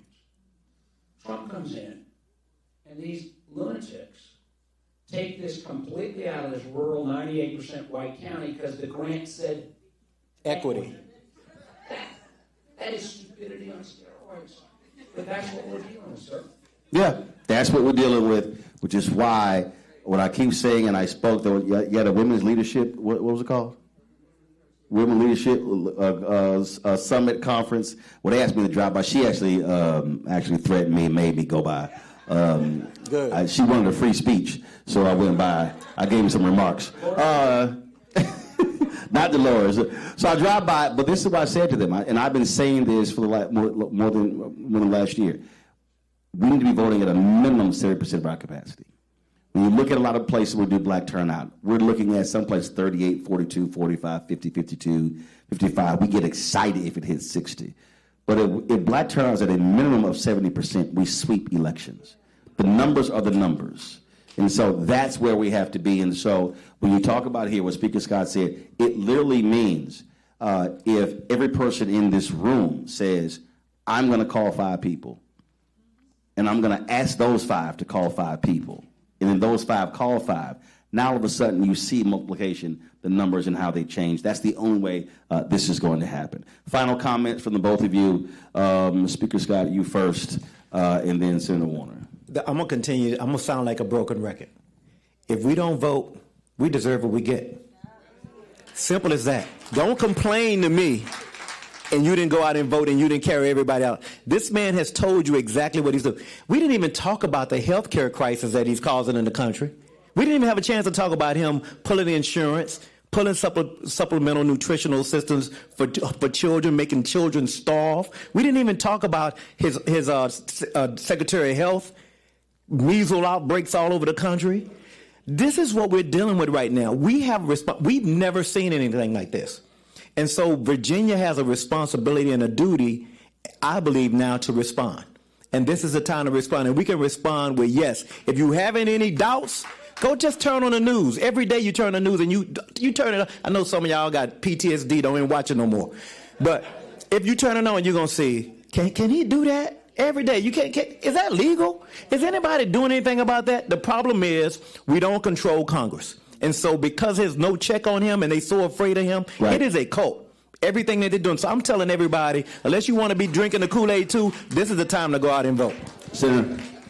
I just add, we're a great HBCU. You know, we have got great HBCUs in Virginia.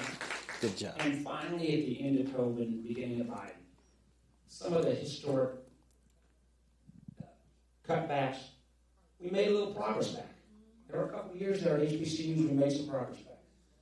If you want to make sure that your children and grandchildren have the opportunity to go to a school that reflects history and culture, we allow this man to tear down all the HBCUs across the country. You take away a part of American history, not just black history, but American history. That's at stake as well. Absolutely. Y'all give it up. Senator Mark Warner, Speaker Don Scott. Thanks a bunch. Appreciate it. Appreciate it, 06.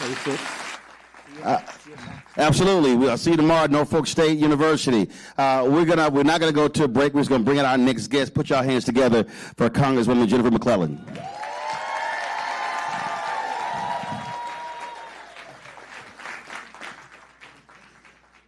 Right here. That's fine. You're going to switch right? That's cool.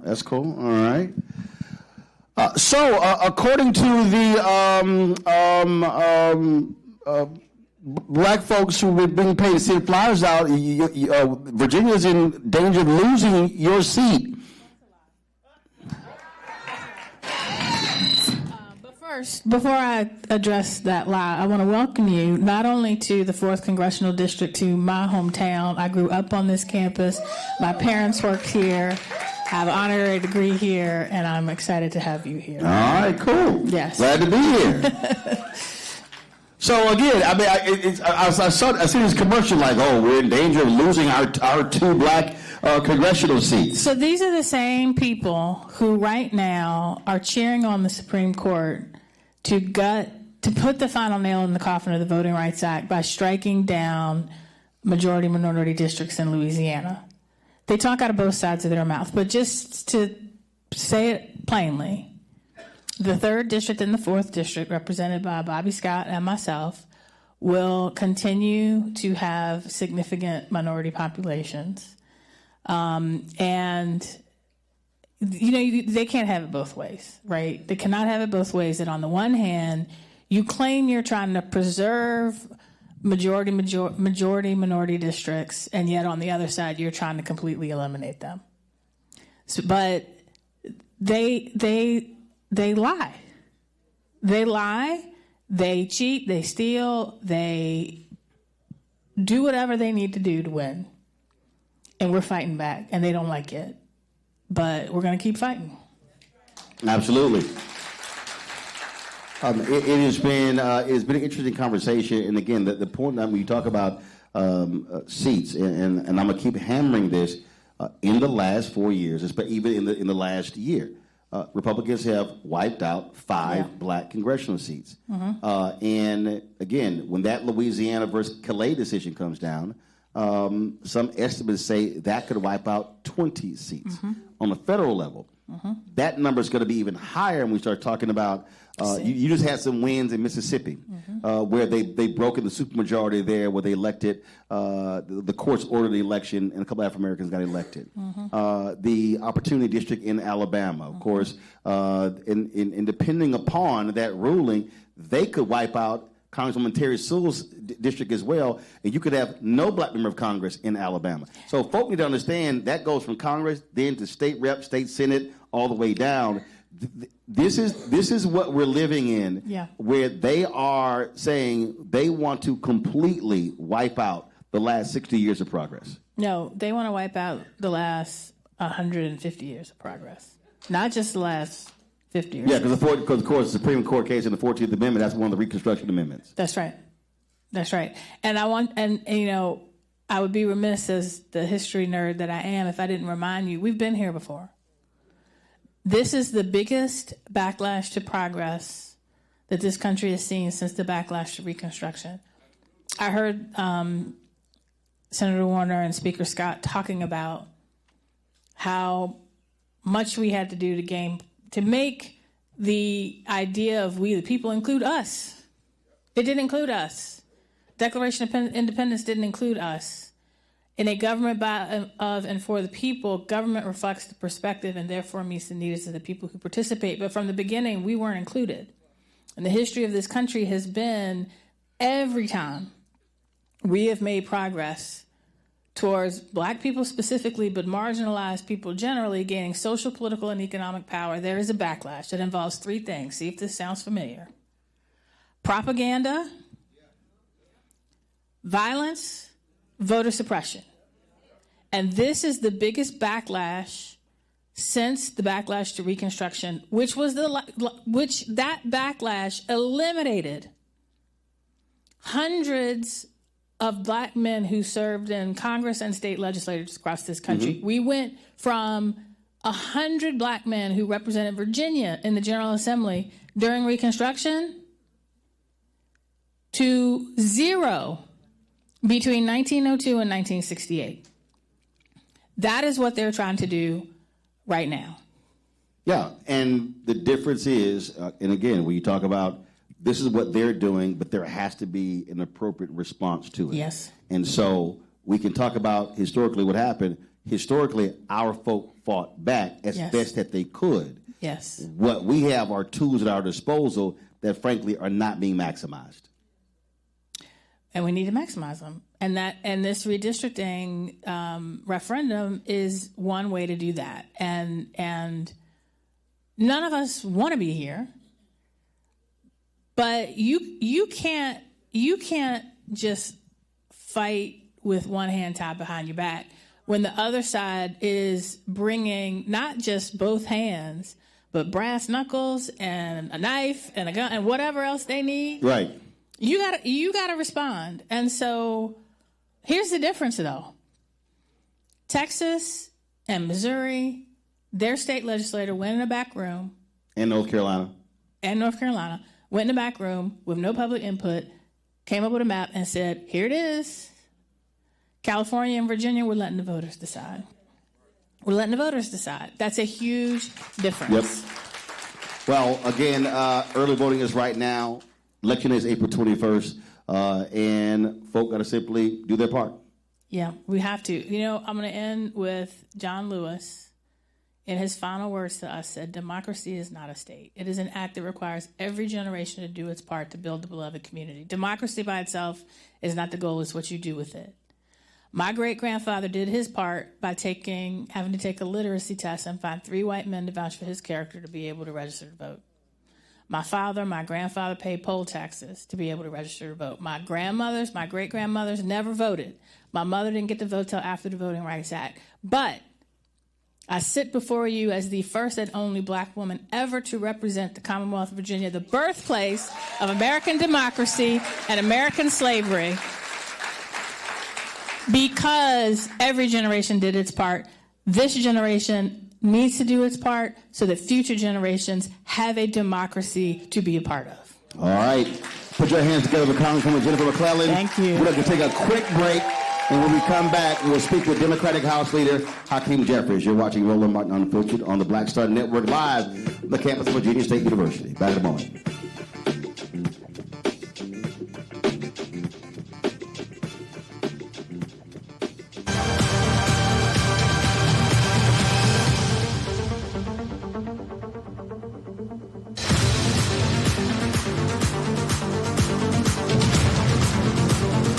MAGA Republicans ended diversity programs, cut funding for black students, and fired federal employees.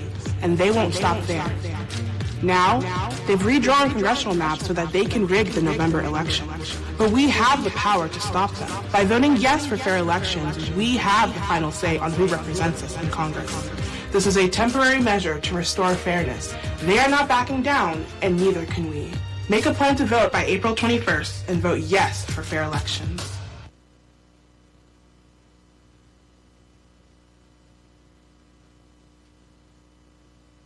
I'm Russell L. Honoré, Lieutenant General, United States Army, retired, and you're watching Roland Martin Unfiltered.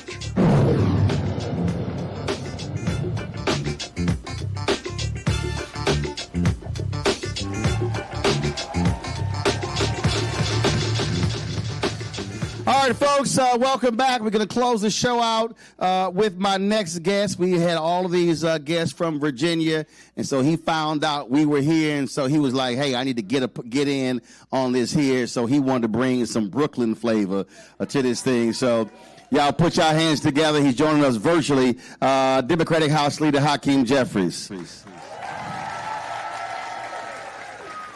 Good evening, good evening, good evening. Great to be with you, Roland. Great to be with all of you in the Commonwealth of Virginia. We've been talking about and we've been laying out in terms of what is going to happen in terms of with this election in Virginia. It has national implications. What happens here can impact who controls the United States House. That determines Democrats win the House. Then, if elected, you become the first black Speaker of the House. But also, you're going to see CDC members chairing committees, chairing subcommittees. And so, really, this state election could very well determine the nation moving forward. Well, that's exactly right. We're so thankful to the people of Virginia who have undertaken this effort in terms of being able to make a decision that could impact not just the future of the Commonwealth, but the future of Black America and the future of the United States of America in terms of pushing back against this gerrymandering scheme that Donald Trump and MAGA Republicans have launched, where they want to rig the midterm elections so that Donald Trump is deciding who's in charge in the Congress in the aftermath of what takes place in November. We believe that it's the people of the Commonwealth of Virginia and the people of this great country who are the ones who should decide who's in the majority as a result of what happens in the midterm elections. And in making that decision, it will have a significant impact on the quality of life of the American people. Because what this Republican-controlled Congress has done in terms of increasing the cost of living, ICE is totally out of control. They've gotten us into this reckless war of choice in the Middle East, where they're spending billions of dollars to drop bombs in the Middle East, in Iran, but won't spend a dime to make health care more affordable for the American people. They're doing policy violence to everyday Americans. And the best chance for us to reverse it is to make sure that there are free and fair elections in November. And voting yes on this referendum will give us the best possible chance to ensure that that's what takes place. What I have been saying as well is that when you look at then who controls levers of power, what they've done is they've wiped out 5 black districts, 2 in Texas, 1 in Florida, 1 in Missouri, 1 in North Carolina. If this passes in Virginia, then what you will see in Congress, you will see African Americans chairing committees, 30 CBC members being subcommittee chairs. That's the folks who are deciding what bills move forward, what gets placed in those bills. And so that expands the opportunities for African Americans nationally by having those members being in control. Because, look, as you know it, Congresswoman McClellan knows it, it's a huge difference when you're in the majority versus being in the minority. There's no doubt about that. I have the honor representing a district that was first represented by the late, great Shirley Chisholm. And I serve in many of the neighborhoods that she once represented. Of course, when Shirley Chisholm was first elected, she was the first African-American woman ever to serve in the United States Congress. And in 1971, when the Congressional Black Caucus was founded, there were 13 members, 12 powerful brothers, and 1 incredible sister, Shirley Chisholm. Now, in 2026, there are more than 60 members of the Congressional Black Caucus, a majority of whom are black women. And if we are successful in taking back the majority in November, those congressmen and women are going to be able to govern with gavels in their hands in the majority, moving legislation designed to make life better for our communities, to focus on the things that matter: good paying jobs, good housing, good health care, good education for your children, and when it's all said and done, a good retirement, which of course means we can protect your Social Security and your Medicare. But it also means them holding this administration accountable. Republicans have been in charge. They don't want to hold hearings. They don't want to use subpoena. And so if Democrats control the House and or the Senate, then they can now hold this administration to account with a lot of the things that they've done. That's absolutely correct. Roland, as you know and have documented in such a compelling way, this is the most corrupt administration in American history. Donald Trump is an organized crime boss, and he's running a Trump cartel. And if these people are focused on enriching themselves, their family members, and their donors, then they're not focused on making life more affordable for the American people. And there's got to be accountability for the damage that they have done. Now, we've been successful so far in running some of these extreme cabinet members out of office. Kristi Noem is gone. Pam Bondi is gone, and we're working on Pete Hegseth next. We've done this in the minority. Imagine what we can do when we're in the majority. Well, we certainly see what Pete Hegseth is doing in running off black folks from promotions in the military. And so it certainly would be great to see him run off because he is grossly incompetent in that particular position and not even remotely qualified for it. Last question for you before our time runs out, and I've asked this numerous times. What would you say to a brother, a sister, young voter, middle-aged, older voter, who says, I don't really see the big deal. Why do I actually have to turn out in this election? What would you tell that person? Elections matter, and elections have consequences, and we're living through that right now.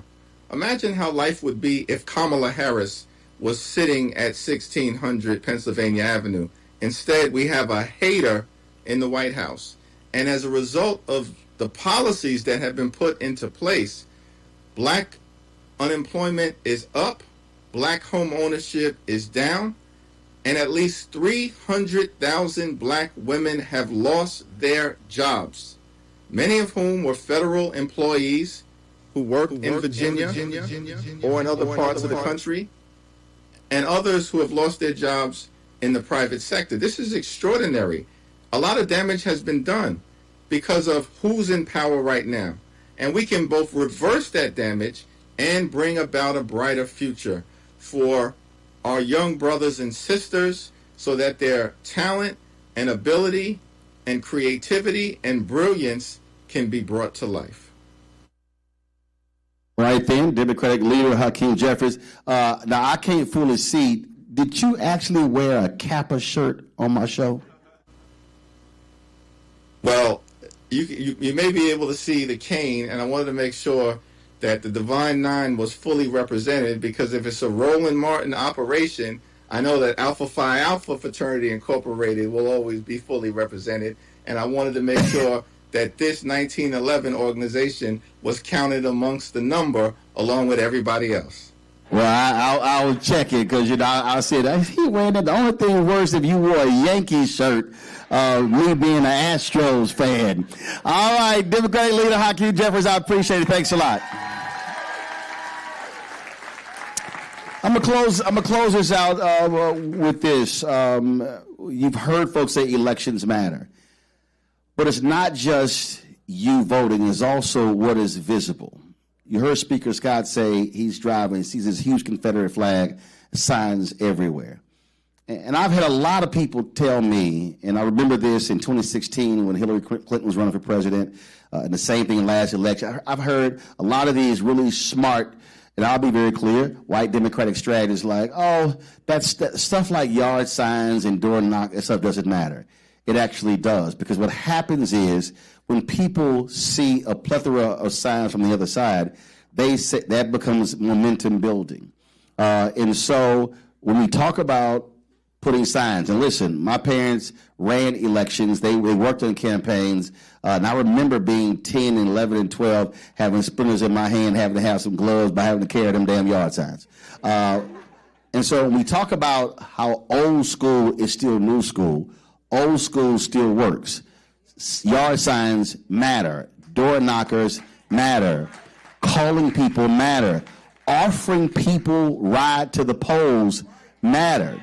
And so Bishop William Barber and I have talked about this a whole lot. We've talked about getting 1,000 alphas to come together to be trained in organizing and mobilizing. And what I need this generation to understand in Virginia, in Petersburg, but also in this country, is that we can't hope somebody else does it. We can't hope someone else actually shows up. Again, I am the child of two people who were engaged in what was happening in our community in Clinton Park in Houston with our civic club and caring about the things happening there. And so this election impacts every single thing. It literally impacts the neighborhood. It impacts the person, the street, the block, the neighborhood, the city, the state, the country. But that requires all of us to be fully engaged to make this happen. It requires us using our voice. It requires us, yes, challenging people, asking them, are you registered? And if you are, have you voted? If you've not, when are you going to vote? And then if you have not voted, you can't come to my house for Sunday dinner if you haven't voted. You can't come hang out and watch the game if you haven't voted. Everybody should be saying, no, I need to see your sticker showing that you actually voted, because that's the only way that happens. Again, I grew up where you just couldn't just waltz through and say, yeah, man, I sort of skipped it. No, because every single election matters. And we say this all the time, that every election matters. There's no such thing as, well, this is the most important election of our time, because every single election, because the people who are voting, they understand what happens when they win. And when they win, they exercise power. And when they exercise power, then somebody's going to be a loser, somebody's going to be a winner. I need us to be on the winning side, and then us determining what public policy that we want, and then holding those folks accountable. And I'm a firm believer that there are politicians who are not doing the job. If they're Democrat or Republican, throw them out of office. That's why we have the power of the vote. But this is an opportunity for this generation to battle Jim Crow 2.0. And what we are witnessing is an absolute attack on Black America. So I need Black Virginians, I need Black folks in Petersburg to rise up and then show them, if y'all want to see what it looks like to piss Black people off, then we will show you what it looks like by turning out in massive numbers and giving you that big fat L on the night of April 21st. So let me thank everybody for being here in Virginia State. Tomorrow, we're going to be at Norfolk State. All right, Norfolk, give me a crowd shot. Norfolk, y'all going to have to show up. Virginia State turned it out. So we're going to see what y'all do at Norfolk State. So we're going to be there tomorrow, but broadcasting live on the campus, and so I appreciate it. Let me thank everybody that made this show possible, everybody here at Virginia State. Glad to see everyone here, and we always love coming back here. We appreciate y'all having us on your digital sign as well, being welcome to campus, and so look forward to becoming the next time. Don't forget, support Roland Martin Unfiltered, the Black Star Network. Listen, there is no other Black-owned media company in the country that does what we do, taking this show on the road, broadcasting all across the country. So your support is critically important, so please support us. If you want to contribute via Cash App, use a Stripe QR code. You see it right here. That's also for credit cards. Checks and money order, make it payable to Roland Martin Unfiltered, P.O. Box 57196, Washington, D.C., 2003-70196. Of course, PayPal's R. Martin Unfiltered, Venmo RM Unfiltered, Zelle, Roland at RolandSMartin.com, Roland at RolandMartinUnfiltered.com. We also, of course, be sure to get our app, our Black Star Network app, Apple phone, Android phone, Apple TV, Android TV, Roku, Amazon Fire TV, Samsung Smart TV. Folks, want to get our swag. Y'all see this zip up that I have? We've got zip up hoodies, hats, all that good stuff. Go to shopblackstarnetwork.com, shopblackstarnetwork.com. And you also go there. We've got more than 50 Black-owned businesses on our virtual mall. We created this because a lot of Black-owned businesses do not have marketing campaign budgets.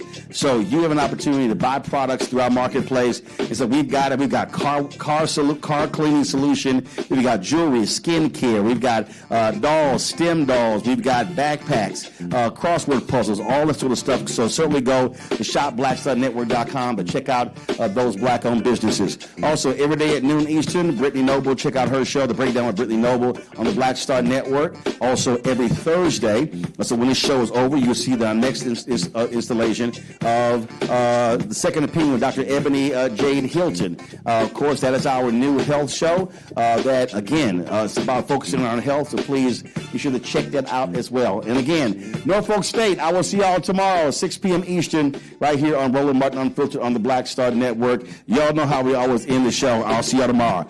Holla!